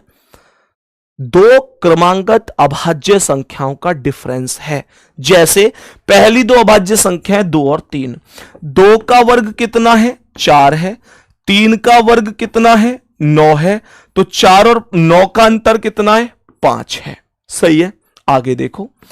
अब अगली क्रमांगत 3 और 5 है, तो 3 का वर्ग कितना है? 9 है, 5 का वर्ग कितना है? 25 है, 9 और 25 का अंतर 16 है। समझ में आ गई? बोलो ना। फिर आगे बढ़ा तो 5 और 7, 5 का वर्ग कितना है? 25 है, 7 का वर्ग कितना है? 49 है, अंतर 9 में से 5 गए 4, 4 में से 2 गए 2, 24 हो जाएगा। फिर ऐसे ही 7 और 11 की वैल्यू ले ली, तो 7 और 11 की, 7 का वर्ग 49, 11 का वर्ग है 121, अंतर क्या है? 11 में से 9 गए 2 और 11 में से 4 गए 7, 72 यहां पर आ जाएगा। फिर ऐसे ही 11 और 13 ले लो, 11 का वर्ग और 121 होगा और 13 का वर्ग कितना है? 169, अंतर क्या होगा? 9 में से 1 गए तो 8, 6 में से 2 गए तो 4, 48 का अंतर हो जाएगा। अब बताओ 13 के बाद अगली संख्या 17 होगी, फिर अगली 19 होगी, तो 13 और 17 का डिफरेंस ले लो। 13 का 100, देखो 13 का वर्ग 169, 17 का वर्ग 289, इनका डिफरेंस क्या है? 9 में से 9 गई तो 0 और 28 में 16 गई तो 12, ये 120 हो जाएगा, 120 हो जाएगा। सही है ना मेरे प्यारे दोस्त? ध्यान से देखना, मैंने आगे क्या बोला कि यहां पर ध्यान दो, तो यहां पर 120, अब आगे मैं फिर 17 और 19 लूंगा, तो 17 का वर्ग कितना है? 289 और 19 का कितना है? 19 का 361, तो 11 में से 9 गए 2 और 15 और यहां पे बचे 35 में से 28 गए तो 7, ये 72 आंसर हो जाएगा। 72 करेक्ट आंसर हो जाएगा, 72 करेक्ट आंसर हो जाएगा, कोई दिक्कत परेशानी नहीं है। बताएंगे सभी प्यारे दोस्त थम्स अप करके, क्या बात समझ में आई है? क्या यहां तक बात सभी प्यारे साथियों को समझ में आई है? जल्दी से बताएंगे। नेक्स्ट क्वेश्चन पे आओ, नेक्स्ट क्वेश्चन देख लो। रिवॉल्वर का संबंध कोल्ट से है गुड्डा, रिवॉल्वर का संबंध, पूरा एनालिसिस किया इन चीजों का भी ध्यानपूर्वक समझना। मैं जीएस का टीचर तो नहीं हूं, लेकिन पूरी कोशिश किया कि आपके लिए बेहतर कर पाऊं। यह क्वेश्चन भी कई बार पूछता है, आप सभी इस बात को प्रॉपर जानते होंगे, आप सभी प्यारे साथी इस बात को प्रॉपर जानते होंगे कि रिवॉल्वर का संबंध कोल्ट ने किया, मतलब आविष्कार, या आविष्कार और आविष्कारक पूछ लिए हैं इसने। तो रिवॉल्वर का कोल्ट ने किया, बता देता हूं 1835 में किया था। मेरे प्यारे दोस्तों प्रिंटिंग प्रेस का किसने किया? जल्दी बोलो। टोरिशेली, सोकली, मैकलिन, कैकिस्टन। सभी प्यारे दोस्त ध्यान रखना, कैकिस्टन करेक्ट जवाब होगा। यहां पर बी ऑप्शन, कमेंट चलाओ, कमेंट चलाओ, कमेंट चलाओ। बी ऑप्शन करेक्ट जवाब दे रहे हैं भैया, बी ऑप्शन नहीं होगा, जवाब कैकिस्टन होगा। और वर्ष की बात करूं तो 1455 में किया था, 1455 में। ये बाकी जो नाम है एक बार लिख लो गुड्डा। मैं मैकलिन की बात करूं तो मैकलिन ने तो साइकिल का आविष्कार किया था, क्योंकि ये कोई जरूरी थोड़ी है कि ऐसे ही पूछेगा रिवॉल्वर का कोल्ट तो प्रिंटिंग प्रेस का क्या, ये भी तो पूछ सकता है रिवॉल्वर का कोल्ट तो साइकिल का किसने किया, बोलो ना साइकिल का किसने किया। ये लिखवा दूं बीच बीच में, जब भी ऐसा क्वेश्चन आए तो बताओ, एक बात अंगूठा दिखा दिया करो, अंगूठा दिखा दिया करो गुड्डा। चीजें मुझे पता है 10 दिन की मेहनत है और आप लोगों का बहुत बड़ा फायदा इससे होगा, तो जान लगा दूंगा, इसमें टेंशन मत लो। अब जैसे टोरिसोली बोला है मेरे प्यारे दोस्त, इसने बैरोमीटर का किया था, बैरोमीटर का, बैरोमीटर, बैरोमीटर का। सभी प्यारे दोस्त हम सब ठीक है। मैं बात करता हूं सोकली, जवाब आएगा ट्रांजिस्टर। क्या जवाब आएगा? ट्रांजिस्टर जवाब आएगा। कॉपी पे छाप लेना इन चीजों को, कॉपी पे छाप लेना इन चीजों को। आगे बढ़ जाता हूं, ठीक है, आगे बढ़ जाता हूं। अभी ऐसा भी हो सकता है कि बैरोमीटर के अलावा कुछ और भी किया हो तुमको, भैया उसने वो किया, भैया एक से ज्यादा आविष्कार भी ये लोग कर सकते हैं। नेक्स्ट क्वेश्चन पे चल जाऊं, नीचे करो एक बार, चलो। 72 ही तो बताया है गुड्डा मैंने, 72 ही तो बताया है, 72 ही तो बताया है मेरे दोस्त। चलो नेक्स्ट क्वेश्चन पे आओ। कह रहा है अहमदाबाद साबरमती कोटा क्या, ये नदी के किनारे पर कौन कहां बसा हुआ है? यहां पर कह रहा है अहमदाबाद साबरमती के तट पर स्थित है, अहमदाबाद साबरमती के तट पर स्थित है। क्वेश्चन कह रहा है बताओ कोटा, तो जवाब चंबल हो जाएगा जी, चंबल जवाब हो जाएगा, ए ऑप्शन। नेक्स्ट क्वेश्चन पर आ जाओ। ऐसा क्वेश्चन कई बार, यहां एक डैश और लगा देना मेरे भाई, एक डैश और लगा देना मेरे भाई। यहां कई बार ऐसा क्वेश्चन पूछ लेता है, तो बच्चा क्या करता है कि वो काउंट करता है, 1 2 3 4 5 ऐसे गिनना शुरू कर देता है, गिनना शुरू कर देता है, सही है ना। लेकिन ऐसे नहीं गिनना है ना, ऐसे नहीं गिनना है, बहुत टाइम लगेगा। ऐसा जरूरी नहीं कि तुम बिल्कुल शुरू से ही करो, कहीं से भी कर दो। देखो यहां टी के बाद यू है, तो मैं टी के बाद यहां पर यू भर सकता हूं क्या? कोई दिक्कत तो नहीं है। यहां एस के बाद आर और टी है, तो यहां एस के बाद आर और टी भर सकता हूं क्या? यहां पर यू, यू के बाद एस आर है, तो यहां एस भर सकता हूं क्या? यहां टी से पहले आर है, तो टी से पहले आर भर सकता हूं क्या? यहां यू के बाद एस है, तो यहां एस भर सकता हूं क्या? खत्म हो गया सवाल। एक कसम खा लो, आज लाइब्रेरी की सीट से 6 बजे से पहले मत उठ जाना, ना आज और ना आने वाले 10 दिन तक। ये 4 से 6 तक का टाइम मुझे दे दो, और किसी टॉपिक में दिक्कत है तो 1:30 बजे बादशाह सीरीज आती है, आज 25 क्लास कंप्लीट हो गई है, वहां से करते रहो। इतना कर सकता हूं मैं आपके लिए, मैं आपके लिए इतना कर सकता हूं, जितना होगा जितना बनेगा। लेकिन 6 बजे से पहले उठ मत जाना लाइब्रेरी की सीट से आज, है ना। देखो ध्यान से, RTUS एक यहां तक स्टेप बना, RTUS, RTUS यहां, RTUS यहां, RTUS यहां। तो ये RTUS का सीक्वेंस है, बना क्या? RSU RTS, क्या ये रहा जी पूरा, RSU RTS, RSU RTS, ये रहा डी ऑप्शन पर, यही करेक्ट जवाब है। यही करेक्ट जवाब है। कोई दिक्कत परेशानी? नेक्स्ट क्वेश्चन पे आओ ना। नेक्स्ट क्वेश्चन में मुझे आपको यह बताना है कि यहां पर एक शब्द दिया है AEGINNORS। क्या कह रहे हो? इसका कोई अर्थ नहीं है, बिल्कुल नहीं है, लेकिन इसको अगर सीक्वेंस में बनाया जाए तो इसका एक अर्थ निकल कर आता है। आपको ये नंबर कौन से सीक्वेंस में सेट हो जाए कि एक सार्थक इसका अर्थ वाला सेंटेंस कोई शब्द बन के आ जाए, बस वो मुझे बता देना है, वो मुझे बता देना है मेरे सभी प्यारे दोस्त। देखो ध्यान से, मैंने क्या बोला? मैंने यहां पर बोला क्या बन रहा है, देखो ना, ये बन रहा है आर। आर आर का मतलब 8, फिर ई का मतलब हो जाएगा 2, ए का मतलब 1, फिर एस का मतलब 9, RES ओ का मतलब 7, एन का मतलब 5 भी हो सकता है, 6 भी हो सकता है क्योंकि 2 एन है, फिर NING ये है। I का मतलब कितना है? 4 है। G का मतलब कितना है? G का मतलब 3 है। अब देखो यहां पर 3 केवल एक इस वाले ऑप्शन में मौजूद है, तो ये हो जाएगा। तो 8 2 1 9 7, यहां 6 हो जाएगा, यहां 5 हो जाएगा, क्योंकि N 2 थे तो मैं ऐसे ही तो अनुमान लगा पाऊंगा। ये रीजनिंग बन गया, ये बन गया ओवरऑल एक सेंटेंस शब्द जिसे हमने रीजनिंग के नाम से रिप्रेजेंट कर दिया। नेक्स्ट क्वेश्चन पे आ जाओ। इस क्वेश्चन को ध्यान से देखना क्या हो सकता है।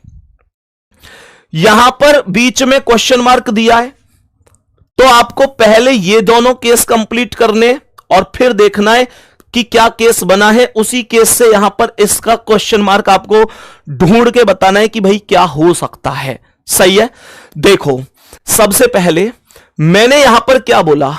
मैंने यहां पर बोला कि 9 माइनस का 4 कर दो। सही है।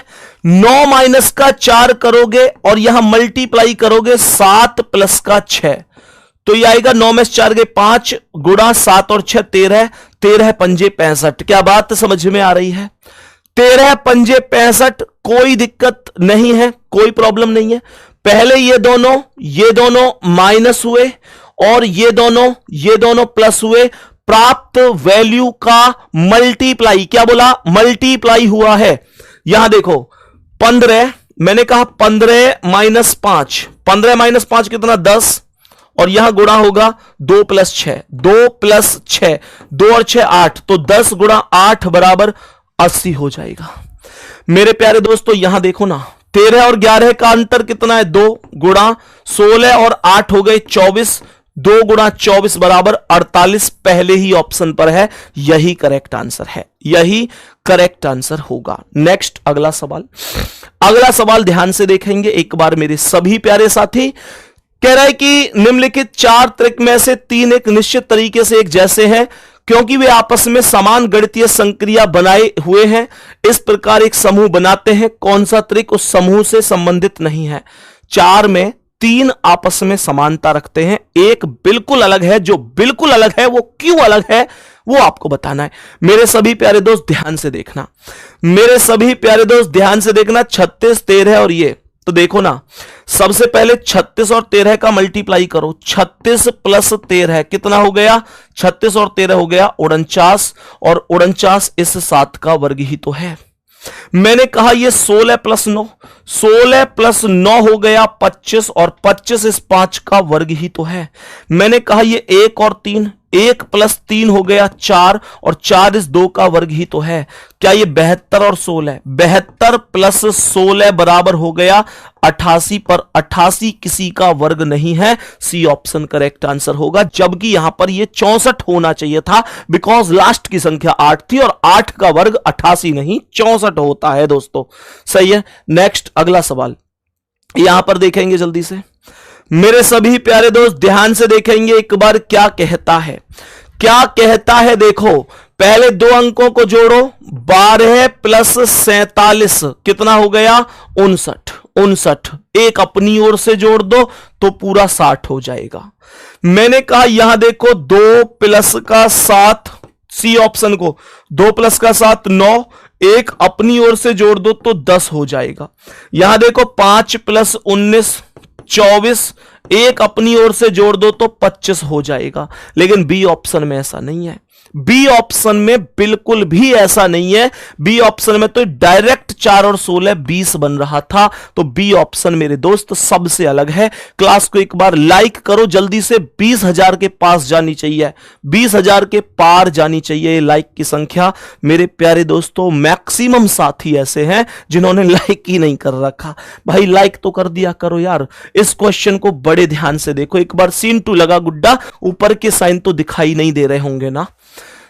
कह रहा है ग्रेटर का जो अर्थ है, मैं बड़े से लिख देता हूं कि ग्रेटर का जो अर्थ है वो भाग है, जो इस वाले साइन का अर्थ है वो गुणा है इस वाले का, जो इस वाले लेस देन का मतलब है वो प्लस है, जो इस वाले साइन का मतलब है वो माइनस है, जो प्लस का मतलब है वो बराबर ही है, जो गुणा का अर्थ है वो लेस देन है, और जो माइनस का अर्थ है वो ग्रेटर देन है।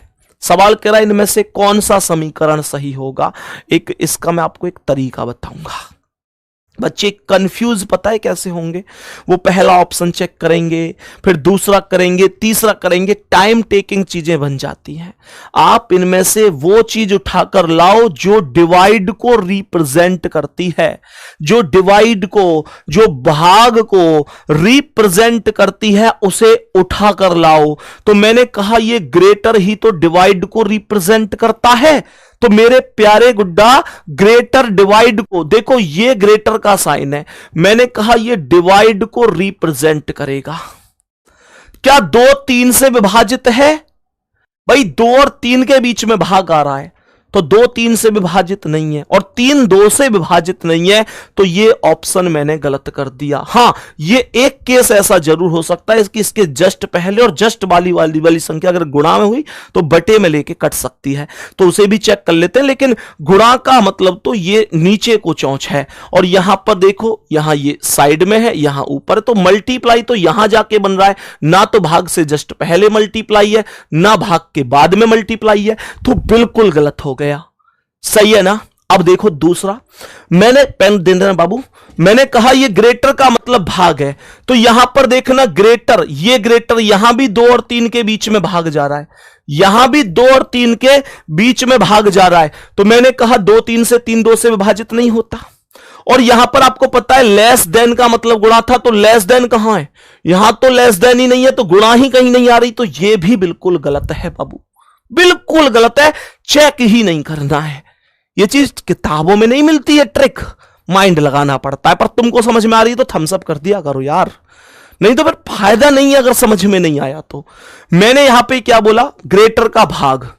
क्या ग्रेटर का भाग यहां पर बनेगा? ग्रेटर कहीं है, ग्रेटर ये रहा, ग्रेटर ये रहा, यहां पर है, यहां पर ग्रेटर है, और यहां पर ग्रेटर में यहां पर भी भाग है। तो या तो सी होगा या डी होगा, या तो सी होगा या डी होगा। जल्दी से बताओ सबसे ज्यादा वोट किसकी है? D option. D option check कर लेता हूं तो मैं डी ऑप्शन को, तो आपको चारों में टाइम नहीं बिगड़ेगा आपका। कई बार तो ऐसा होगा कि एक ही डायरेक्ट सही हो जाएगा, टेंशन ही खत्म है ना।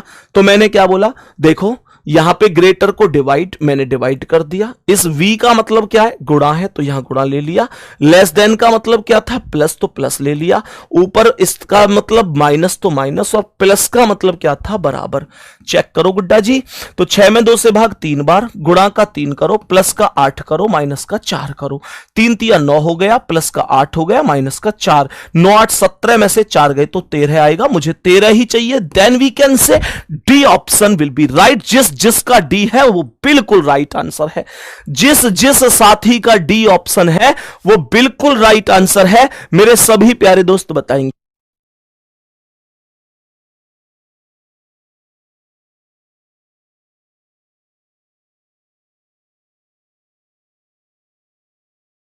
बताओ मेरे सभी प्यारे दोस्त, नेक्स्ट क्वेश्चन पे, इस आकृति में त्रिभुजों की संख्या कितनी है?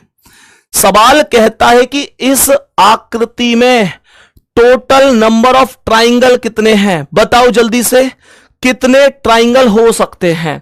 तो मैंने क्या बोला? सबसे पहले ये जो बीच वाली छोटी आकृति है, 1 2 3 4, ये वही तो है।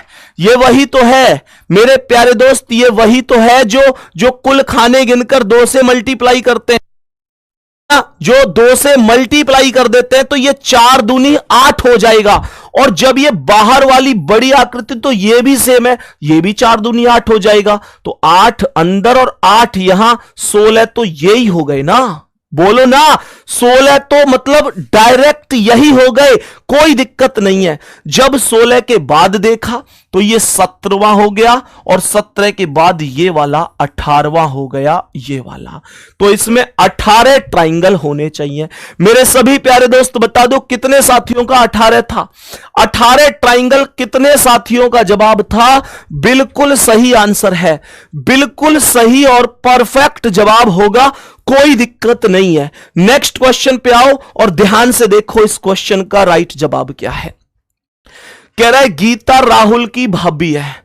ये है राहुल, राहुल की भाभी गीता कैसे होगी? राहुल के कोई ना कोई भाई होगा और उसकी पत्नी का नाम गीता होगा, तभी तो मैं कहूंगा गीता राहुल की भाभी है।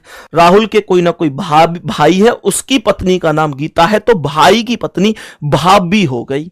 सूरज, वो सुना ना, भाभी आवेगी रे मारे भाभी आवेगी। बेटा तुम्हारे छोटे भाई बहन ऐसे बिल्कुल खुश होते होंगे, भैया तैयारी कर रहा हूं, अब क्या नौकरी लग जाएगी, भाभी आवेगी, फिर मारे भाभी। रे गुड्डा पढ़ लो, कम से कम अपने लिया ना तो उनके ही लिया पढ़ लो। देखो ध्यान से, सूरज राहुल के भाई है, ये सूरज प्लस जो ये राहुल का भाई हो जाएगा। सूरज की पत्नी गीता है जी, बिल्कुल हमने तो पहले ही तय कर रखी है। दीपा राहुल की बहन है, राहुल की बहन का नाम हो जाएगा दीपा, बहन है तो माइनस हो गई। दीपा की मां शांति है तो दीपा की मां हो जाएगी शांति, दीपा की मां शांति हो गई। और गीता शांति से कैसे संबंधित है? तो शांति के बेटा कौन है? राहुल और सूरज, तो शांति का बेटा सूरज, सूरज की पत्नी गीता, और बेटा की पत्नी कौन होती है? पुत्र वधू होती है।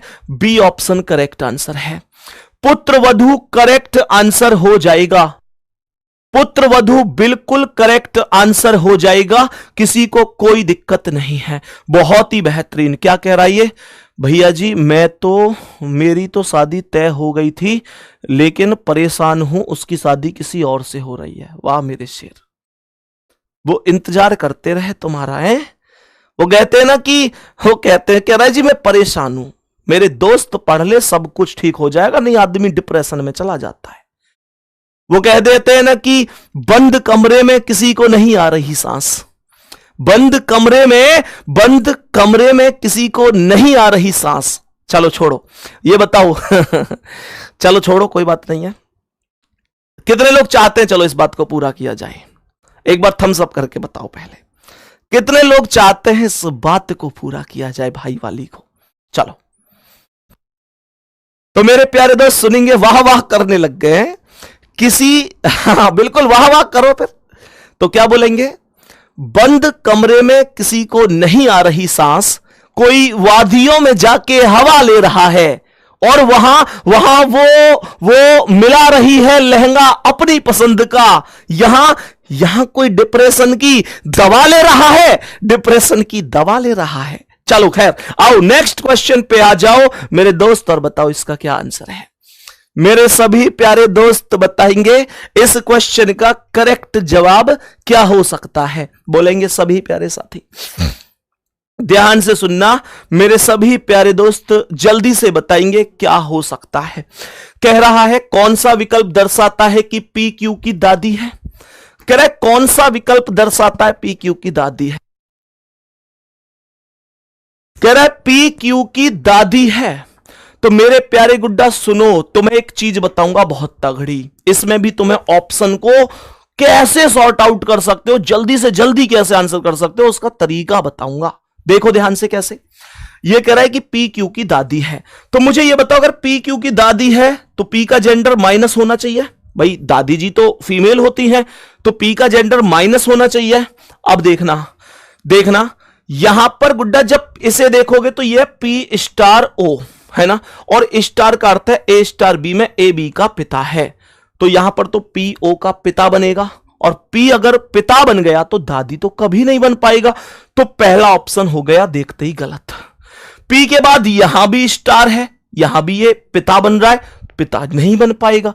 यहां भी ये है तो ये भी गलत है, ये बी बिल्कुल राइट आंसर हो जाएगा। कितनी आसानी से हो गया। ये ट्रिक मैंने आज बादशाह सीरीज में भी पढ़ाई थी। मेरे सभी प्यारे दोस्त ध्यान से सुनिएगा, जिनको पता नहीं है और जिनको पता है जो कंटिन्यू पढ़ते हैं वो एक बार दिल भेज देना। जिनको बादशाह सीरीज के बारे में पता है, प्रतिदिन दोपहर 1:30 बजे आप लोगों के लिए मैं एक वीडियो अपलोड कराता हूं 50 मिनट की। अब तक तो वो वीडियो 20-25 मिनट की ही होती थी, लेकिन अब 50 मिनट की शुरू कर दी है, जिसमें मैं आपको 50 क्लास कराने वाला हूं। और आज 25 क्लास कंप्लीट हो चुकी हैं, जो कि स्पेशल यूपी पुलिस के लिए ही टॉपिक वाइज चल रही है। जो भी प्यारे साथी अभी नहीं देख रहे हैं या जिनको किसी टॉपिक में दिक्कत है, वो मेरे प्यारे गुड्डा यूट्यूब पर सीधा सर्च कर लेना बादशाह सीरीज, अपने आप एक प्लेलिस्ट आ जाएगी और देखना कितनी जबरदस्त, एकदम यूपी पुलिस के लिए वो। और ये प्रैक्टिस सेट, 2 चीजें कर लो बस, बाकी रिवीजन करना चाहते हो अपने आप वो कर लो। नेक्स्ट क्वेश्चन, ये क्वेश्चन बहुत प्यारा क्वेश्चन है। ये क्वेश्चन थोड़ा सा ध्यान देने वाला है, नहीं तो ये गलत ज्यादा हो जाएगा। मोहन केवल महीने के पहले कार्य दिवस पर आकस्मिक अवकाश लेता है। महीने के पहले कार्य दिवस का मतलब होता है कि जो 1 तारीख है उसको मोहन छुट्टी ले लेता है, यानी उस दिन ऑफिस नहीं जाता। कह रहा है कि शनिवार और रविवार को कार्यालय का साप्ताहिक अवकाश होता है। ठीक है, 30 दिनों के एक महीने में पहला कार्य दिवस मंगलवार है, तो जो पहला कार्य दिवस है वो मंगलवार है, ध्यान रखना। वो कौन सा है? मंगलवार है। कह रहा है कि अगले आकस्मिक अवकाश के दिन कौन सा दिन होगा? अगले आकस्मिक अवकाश का जो दिन है वो कौन सा हो जाएगा? तो देखो 30 का मंगलवार है पहले दिन, तो 1 और 7 8, 7 15, 7 22, 7 29 को भी तो मंगलवार होगा। मंगलवार इन तारीख में होगा इस महीने में। तो इसके बाद 30 का अगर ये है तो 29 के बाद 30 को बुधवार होगा, और जब अगला महीना आएगा 30 के तुरंत बाद अर्थात 1 तारीख, तो उस दिन सीधा बुधवार के बाद गुरुवार हो जाएगा। गुरुवार हो जाएगा। सी ऑप्शन राइट आंसर है। सी ऑप्शन आपका राइट आंसर है। डी वाले साथी आपका आंसर सही नहीं है गुड्डा। आप इसे डायरेक्ट ऐसे भी कर सकते थे कि 30 दिन है ना, तो डायरेक्ट 30 में 7 से भाग दे देते, 7 चौक 28, 2 शेष बच जाता, और मंगलवार कहां था? ये कार्य दिवस मंगलवार में है, 2 प्लस कर देते तो भी डायरेक्ट बृहस्पतिवार आ जाता। सही है। नेक्स्ट अगला सवाल देखो ध्यान से इसे। इस क्वेश्चन को देखो क्या कह रहा है। यदि किसी विशेष वर्ष में 12 जनवरी को रविवार है, आजकल कैलेंडर के क्वेश्चन थोड़े लैंग्वेज में भी आने लग गए हैं ना, तो मैं बिल्कुल सारी चीजें आप लोगों को लेके आया हूं, है ना। सारी चीजें देखो, बिल्कुल पिछला क्वेश्चन भी लैंग्वेज बेस्ड था, ये क्वेश्चन भी लैंग्वेज बेस्ड है, यानी कोशिश ये रही कि इस 10 दिनों में आपको नई चीजें भी सिखाई जा सकें। किसी विशेष वर्ष में 12 जनवरी को रविवार है, तो 12 जनवरी को क्या हो गया? 12 जनवरी को हो गया संडे। 12 जनवरी को संडे। निम्नलिखित में से कौन सा कथन सही है? देखना ध्यान से मेरे प्यारे दोस्तों। कह रहा है कि यदि वर्ष अधिवर्ष है तो 15 जुलाई रविवार है, यदि वर्ष अधिवर्ष नहीं है तो 15 जुलाई रविवार है, यदि वर्ष अधिवर्ष है तो 12 जुलाई रविवार है। यहां क्या था? 12 जनवरी। ये बिल्कुल सही है। सी वाला बिल्कुल सही है। बता दूं कैसे? बता दूं कैसे सही है? एक बार जल्दी से बताओ, कितने लोगों को महीनों के कोड याद हैं? कितने लोगों को महीनों के कोड याद हैं? जल्दी से बता दो। मैंने जो 144, 025, 036, 146 लिखवाया हुआ है, 12 का वर्ग, 5 का वर्ग, 6 का वर्ग, 12 का वर्ग प्लस 2, 144, 025, 036, 146 साधारण वर्ष के, और लीप वर्ष में 1 की जगह 0 हो जाता है, 4 की जगह फरवरी में 3, याद है ना। तो आप लोग एक चीज देखना, यहां पर इसने यदि अधिवर्ष बोला है, पहली बात तो गुड्डा ये समझ लो कि जो अधिवर्ष होता है उसका मतलब लीप वर्ष होता है। अधिवर्ष का मतलब क्या होता है? लीप वर्ष होता है। तो ये कह रहा है कि यदि वर्ष लीप वर्ष है तो 12 जुलाई रविवार होगा। बिल्कुल होगा, क्योंकि 12 जनवरी को संडे है, तो 12 जुलाई को भी संडे ही होगा। मैं बात कर रहा हूं लीप वर्ष की, क्योंकि आप एक बार कोड मिला लो, लीप वर्ष में जनवरी का कोड 0 है और यहां पर जुलाई का कोड भी 0 है, और कोड समान तो महीना समान होते हैं। ये बात आपको ही तो मैंने बताई थी, सही है, तो सी ऑप्शन करेक्ट हो जाएगा। थम्स अप करो यार अगर समझ में आ रही है तो, जल्दी बताओ अगर समझ में आ रही है। नेक्स्ट आओ अगले सवाल पे। सवाल कर रहा है, दो अलार्म घड़ियां 144 सेकंड और 120 सेकंड के नियमित अंतराल पर अपना अलार्म बजाती हैं। यदि वे पहली बार अपराह्न 6 बजे एक साथ बजेंगे तो अगली बार वे किस समय एक साथ बजेंगे? जब कभी भी ऐसा समय आ जाए, जब कभी भी दो घड़ियों का इस तरीके से सवाल आ जाए कि फिर कब बजेंगे, तो जो सेकंड दे रखी है क्या उनका एलसीएम निकाला जा सकता है? दोस्तों मुझे जल्दी से कमेंट करके बताओ 144 और 120 का एलसीएम क्या है? 144 120 इन दोनों का एलसीएम क्या आप मुझे बता सकते हैं? बचपन में पढ़े होंगे लघुत्तम समापवर्त्य।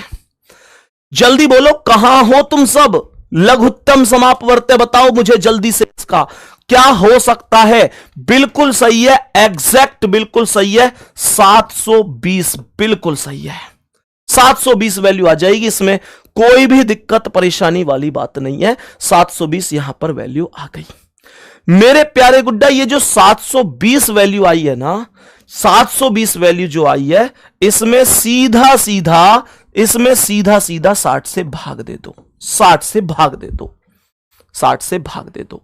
एलसीएम निकाल के सीधा 60 से भाग दे दो। 0 से 0 खत्म और 6 से 72 12 बार खत्म। तो ये जो 12 मिनट है ये एक्स्ट्रा है पहले वाले। कहां बजी थी पहले? 6 बजे, तो अब बजेगी 6:12 पर। हम सब कर देना, इन बातों को याद रखना। 6:12 करेक्ट आंसर दोस्तों हो जाएगा, कोई डाउट नहीं है। नेक्स्ट अगला सवाल बताओ इसका आंसर क्या है? इसमें तो दूरी निकालनी है, ये तो मैंने बहुत आराम से आपको पढ़ाए हैं, सारी चीजें पढ़ाई हुई हैं। सभी प्यारे दोस्त ध्यान से देखेंगे।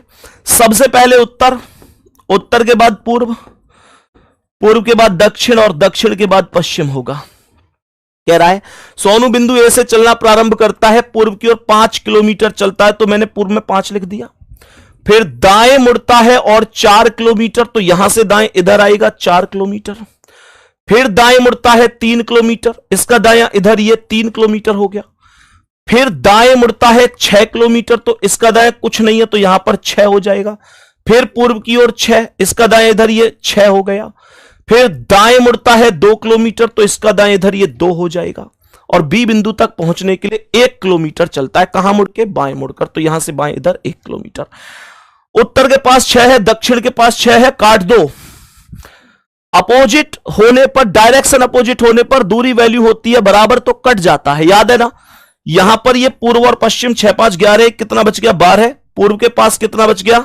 12 बच गया। और पश्चिम के पास 3 बच गया, तो 12 में से 3 घटा दो, कितना गया? 12 में से 3 गया तो 9, 9 ही दूरी हो जाएगी। सी ऑप्शन राइट आंसर है, 9 दूरी हो जाएगी। बिल्कुल सही है, पूरी क्लास का आंसर सही है, 9 बिल्कुल करेक्ट है, बिल्कुल करेक्ट है। नेक्स्ट क्वेश्चन पे आ जाओ, क्या कह रहा है यहां से मेरे प्यारे दोस्तों? ये आपको सिटिंग अरेंजमेंट प्लस पजल दोनों से मिलकर सॉल्व कराना है। देखो ध्यान से, JPQRSTUV 4 विवाहित जोड़े हैं। ध्यान से सुन लेना, 4 विवाहित। कॉपी पेन रोक दो, अब सब लोग कॉपी पेन कमेंट रोक लो और बहुत ध्यान से सुन लो। 4 विवाहित जोड़े हैं जो केंद्र की ओर मुंह करके एक व्रत में बैठे हैं। पुरुषों के बीच व्यवसाय इस प्रकार है, जो पुरुष हैं उनके कुछ व्यवसाय दिए गए हैं, जैसे लेक्चरर है, वकील है, डॉक्टर है और वैज्ञानिक है। तो मैंने यहां पर सबसे पहले कहा कि भाई 8 व्यक्तियों को बिठाने का एक डायग्राम सेट कर लेना चाहिए। 2 4 6 8 ये केंद्र होगा, ये इसका राइट। पॉइंट छोड़ो बिंदु, पॉइंट छोड़ो बिंदु, पॉइंट छोड़ो बिंदु, पॉइंट छोड़ो बिंदु, पॉइंट छोड़ो बिंदु, पॉइंट छोड़ो बिंदु, पॉइंट छोड़ो बिंदु। पहला वाला क्या बोला? पहला वाला पॉइंट इसने बोला कि पुरुषों में सिर्फ आर वकील और वी वैज्ञानिक एक साथ बैठे हैं।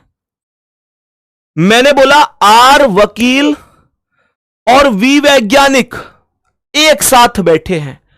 आर वकील और वी वैज्ञानिक, और सुनो, सिर्फ का मतलब यह है कि पुरुषों में फिर कोई भी 2 पुरुष इनके अलावा एक साथ नहीं बैठ सकते।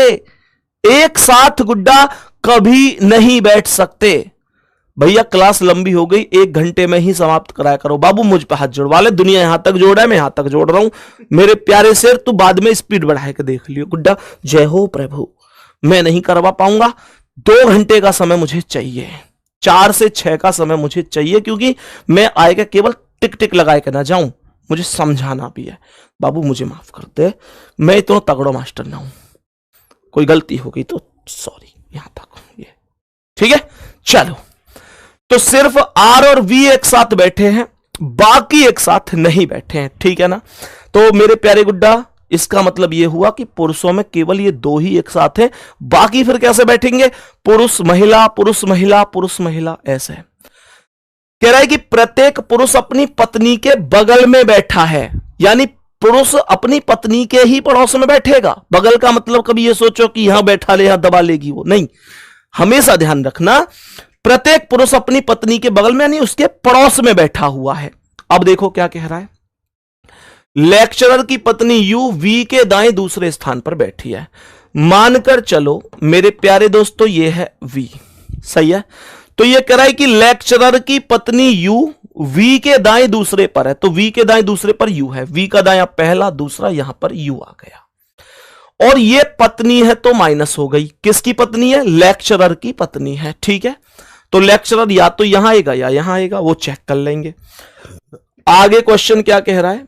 आगे कह रहा है कि टी का स्थान u और v के बीच में है, तो t का स्थान है u और v के बीच में, ये u है, ये v है, तो t यहां पर बीच में आ जाएगा। और यहां पर प्यारे साथियों एक बात बोली थी कि पुरुषों में केवल r वकील और v वैज्ञानिक एक साथ हैं, तो इसका मतलब v के पास यहां पर r को बिठा दो। r क्या था? r वकील था, तो r वकील हो गया, और v क्या था? वैज्ञानिक था, तो यहां पर v हो गया। मेरे प्यारे दोस्तों, v भी पुरुष है, r भी पुरुष है, तो इसका मतलब v की पत्नी हो गई t, क्योंकि प्रत्येक पुरुष अपनी पत्नी के बगल में बैठा है, तो ये इसकी पत्नी हो गई, और इसकी पत्नी एक जोड़ा यहां पर माइनस का यहां आ जाएगा। तो ये जो u है ये लेक्चरर की पत्नी है, तो यहां पर ये प्लस आएगा और यहां पर आएगा लेक्चरर। कौन आ जाएगा? लेक्चरर आ जाएगा, सही है। ये लेक्चरर आ गया, सही है ना। देखो बहुत बढ़िया। अब गुड्डा मेरे भाई, तो एक जोड़ा यहां, एक जोड़ा यहां, एक यहां, तो एक जोड़ा यहां आ जाएगा। दूसरी बात, पुरुषों में केवल 2 ही लोग एक साथ थे, तो यहां प्लस के बराबर में यहां प्लस कभी नहीं आएगा, तो इसका मतलब क्या है? इसका मतलब प्लस आएगा यहां और माइनस आएगी इसकी पत्नी यहां। सबको बात समझ में आ गई? अब सुनो, तो यहां पर मेरे प्यारे गुड्डा इसने क्या बोला? पी डॉक्टर की पत्नी है। पी किसकी पत्नी है? डॉक्टर की पत्नी है। पी जो है वो डॉक्टर की पत्नी है। तो मेरे प्यारे भाई एक बात बताओ, पी अगर डॉक्टर की पत्नी है तो यहां पर ये लेक्चरर है, ये वैज्ञानिक है, ये वकील है, तो डॉक्टर तो यहीं पे आएगा। पी डॉक्टर की पत्नी है तो पी ये हो गई। और इसने बोला है कि क्यू डॉक्टर नहीं है, एस एक पुरुष है। क्यू डॉक्टर नहीं है, क्यू डॉक्टर नहीं है तो लेक्चरर हो जाएगा, और एस एक पुरुष है तो एस यहां पर हो जाएगा। बच कौन गया? जे, वो यहां हो जाएगा। Question is over, question is over. Time taking तो है, लेकिन उन लोगों से पूछो जिनसे बनेगा ही नहीं, जिनसे होगा ही नहीं। अब 5 क्वेश्चन यहां से पूछेगा, जिसमें आपसे पहला क्वेश्चन पूछा जा रहा है, निम्न में से डॉक्टर कौन है? मेरे सभी प्यारे दोस्त बताना कि निम्न में से डॉक्टर कौन है? तो आप लोग कहेंगे भैया डॉक्टर एस है, डॉक्टर एस है। डॉक्टर कौन है? डॉक्टर एस है। आगे फिर कह रहा है कि निम्न में से लेक्चरर कौन है? इसी क्वेश्चन से लेक्चरर कौन है? तो लेक्चरर क्यू है, लेक्चरर क्यू है, तो यहां पर क्यू हो गया। फिर कह रहा है वकील की पत्नी कौन है? वकील की पत्नी कौन है? वकील की पत्नी जे होगी, वकील की पत्नी जे हो जाएगी, तो यहां पर मैं जे लिख दूंगा। फिर कह रहा है वैज्ञानिक के तुरंत बाएं कौन है? वैज्ञानिक के तुरंत बाएं देखो कौन है? वैज्ञानिक के तुरंत बाएं कौन आया है? वैज्ञानिक के तुरंत बाएं, वैज्ञानिक के बाएं आर है जो कि वकील है, आर है जो कि वकील है, वैज्ञानिक के बाएं ये यहां पर आर जो कि वकील है और जे का पति है, जे का पति है, तो मैं बोलूंगा जवाब हो जाएगा जे का पति है, जे का पति है। नेक्स्ट, टी निम्न में से किसके बीच में बैठा है ये बता दो। करेक्ट, टी निम्न में से किसके बीच में बैठा है मेरे प्यारे दोस्तों, बताओ ना टी किसके बीच में है, टी किसके बीच में है, टी बैठा है यू और वी के बीच में, यू और वी के बीच में, तो मैं क्या बोलूंगा यू और वी के बीच में, अर्थात डी ऑप्शन बिल्कुल करेक्ट राइट आंसर हो जाएगा, करेक्ट राइट आंसर हो जाएगा, कोई दिक्कत नहीं है। बहुत बढ़िया भैया, मेरी उससे शादी नहीं हो रही है, पहले कहते थे घर वाले मान जाएंगे, अब क्या कहूं उससे। भाई दोस्त मेरे भाई 50 क्वेश्चन 2 घंटे में कराने, मुझे बातों में मत उलझावे, बाकी कहना है तो बस जाते जाते उससे एक बात कह दे, एक बात पूछ ले कि खराब नहीं की तूने नींदें मेरे लिए, खराब नहीं की तूने नींदें मेरे लिए, बात करने के लिए इंतजार नहीं किया था, फिर नहीं देखूंगा तुझे पलट के कभी, तू बस एक बार कह दे कि तूने कभी प्यार नहीं किया था, तूने कभी प्यार नहीं किया था। चलो भाई आगे बढ़ाओ, अब कमेंट मत कर दिए, 43वें क्वेश्चन पे पहुंच गए, ध्यान से देखो इस प्रश्न का क्या आंसर है दोस्तों। देखो क्या कह रहा है गुड्डा, इस क्वेश्चन को एक बार जरा पूरा गौर से समझने की कोशिश करना।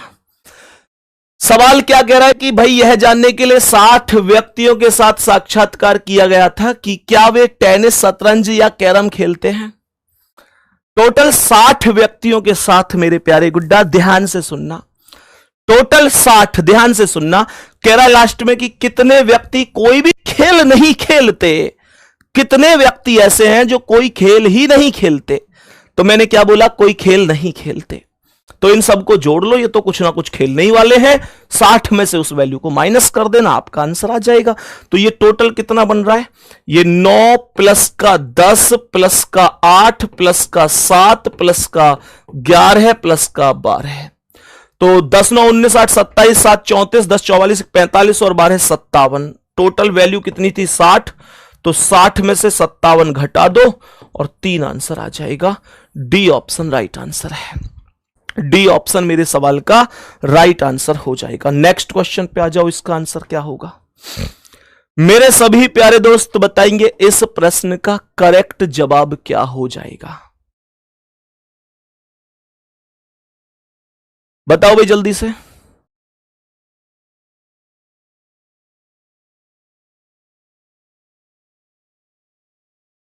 बताओ भाई जल्दी से।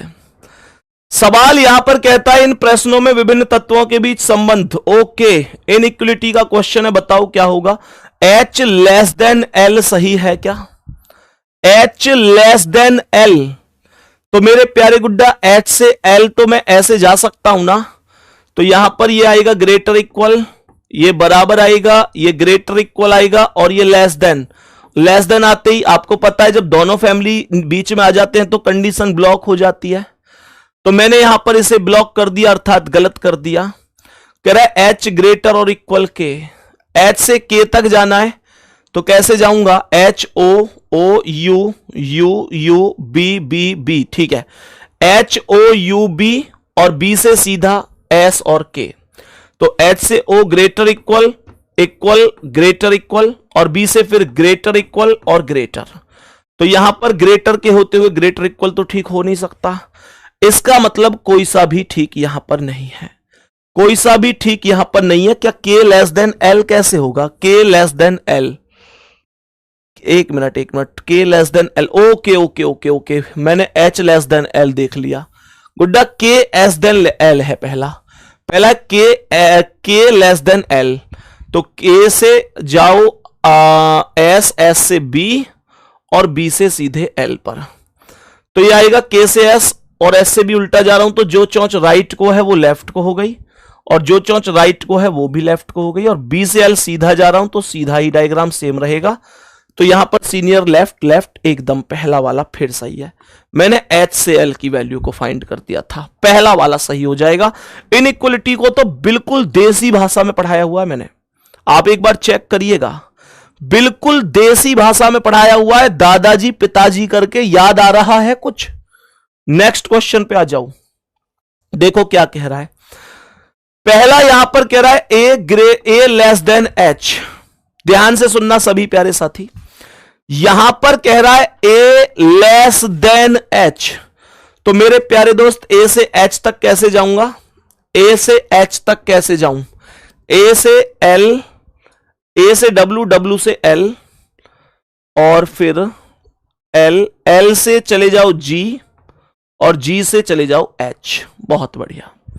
तो यहां पर ए से एच, यहां ए से एल तक उल्टा जा रहा हूं तो बराबर वाले पर तो फर्क नहीं पड़ेगा, लेकिन जो चौंच राइट है वो लेफ्ट हो जाएगी। और एल से जी जाऊंगा तो जो चौंच राइट है वो लेफ्ट हो जाएगी, और जी से एच सीधा जा रहा हूं तो ये राइट ही रहेगी, पर कंडीशन ये लेफ्ट ये राइट ब्लॉक हो जाएगी। दूसरा कह रहा है वी लेस देन बी। दूसरा कह रहा है V less than B, V less than B. तो वी लेस देन बी कैसे आएगा? वी से बी, तो वी से डी, डी से एल, एल से जी, जी से टी, टी से एन, एन से बी, उल्टे।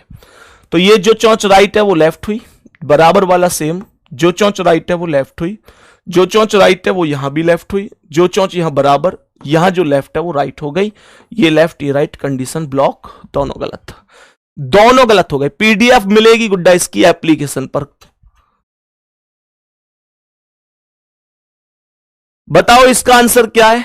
क्लास नोट्स के फोल्डर में मिल जाएगी बाबू पीडीएफ इसकी।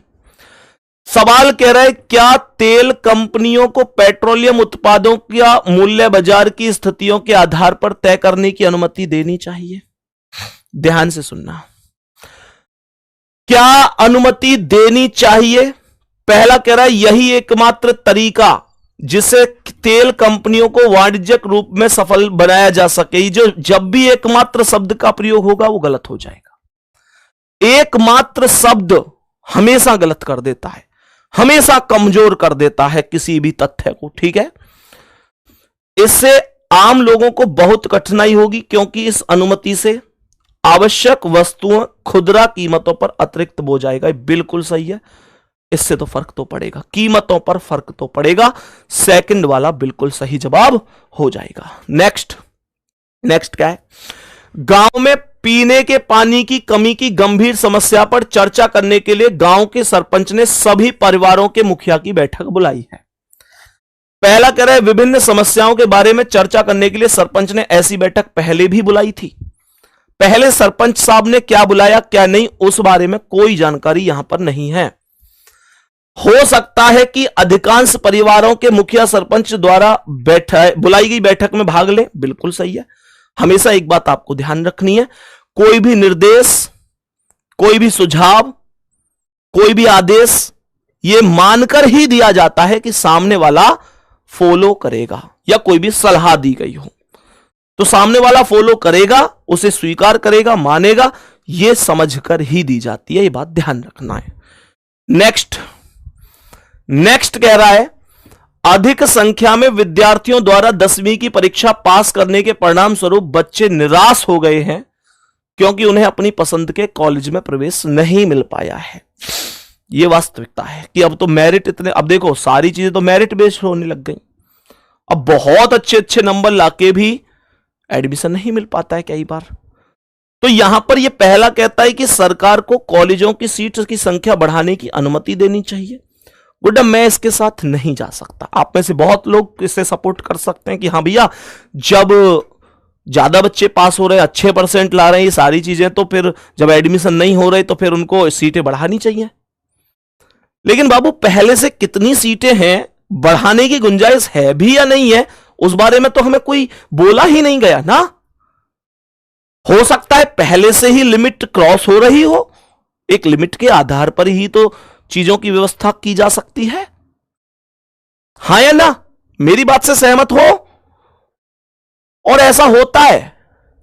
अभी कल परसों मैं पढ़ रहा था एक न्यूज़पेपर में, उसमें आया कि भाई 93% अंक आए, 93% अंक आए एक बच्चे के, और उसने आत्महत्या सुसाइड कर ली। 93% पर वो ये कह रहा है बच्चा सुसाइड नोट में कि अपने माता पिता को मैं अपना चेहरा कैसे दिखा पाऊंगा, कैसे अपनी शक्ल दिखा पाऊंगा। मैं उनसे कैसे नजर मिला पाऊंगा? तो मेरे दोस्त, मेरा माता पिता से भी हाथ जोड़कर आग्रह है, और बच्चों आपसे भी, एक कागज का टुकड़ा कभी भी यह तय नहीं करता कि आप जिंदगी में कितने आगे जा सकते हो। ऐसे भी केस हुए, मैं खुद बता रहा हूं अपने परिचित में एक दो लोगों की, कि बच्चे की मार्कशीट मिली स्कूल में, उसका रिजल्ट आया और बच्चा घर से गायब हो गया, लौट के आ रहा है फिर महीना भर बाद जब उसे ढूंढा जा रहा है।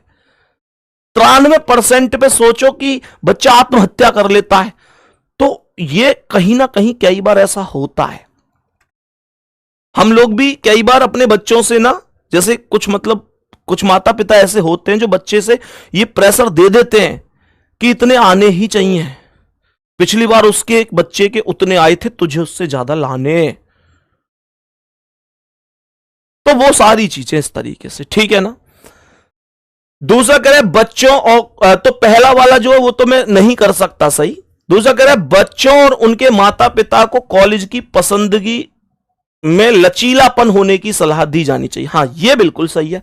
लचीलापन का मतलब उन्हें समझाओ, भाई अगर कोई बात नहीं, तेरी ये चॉइस थी इस कॉलेज में एडमिशन लेना, इसमें नहीं हुआ तो उसमें हो जाएगा, ये कोई दिक्कत नहीं है ना, इस तरीके से। ये आपको मिरर इमेज बताना था गुड्डा, मिरर इमेज बताना है। बताओ जल्दी से क्या होगा इसका मिरर इमेज। इस प्रश्न में मिरर इमेज क्या हो सकता है? तो आप लोग कहेंगे भैया सीधी सी बात है कि राइट में जो लाइन छोटी है वो इधर लेफ्ट में आएगी और लेफ्ट वाली बड़ी लाइन इधर जाएगी। तो पहले छोटी फिर बड़ी, यहां पर पहले बड़ी है फिर छोटी है, गलत हो गया। यहां ऊपर लाइन ही नहीं है, गलत हो गया। यहां पर ये दोनों लगभग बराबर की सी है, ये भी गलत। तो सी ऑप्शन राइट आंसर है। सी ऑप्शन मेरे क्वेश्चन का राइट आंसर हो जाएगा। और एक क्वेश्चन 50वां दूंगा आपको होमवर्क के लिए। आज का सेशन कैसा रहा है ये तो आपको पता होगा, मुझे नहीं पता, पर मेरी कोशिश अपनी ये रही है कि मैंने आपने, जिसने बच्चे ने पूरी क्लास देखी होगी ना, उसने मतलब ये महसूस किया होगा कि यार संदीप भैया ने बीच में एक सेकंड के लिए भी ऐसा महसूस नहीं होने दिया जब किसी को भी क्लास में लगा हो कि यार टीचर बस ऐसे ही बस पढ़ा रहा है। ऐसे बिल्कुल नहीं लगा होगा, बिल्कुल जुनून सा आप लोगों के अंदर बना कर रखा होगा।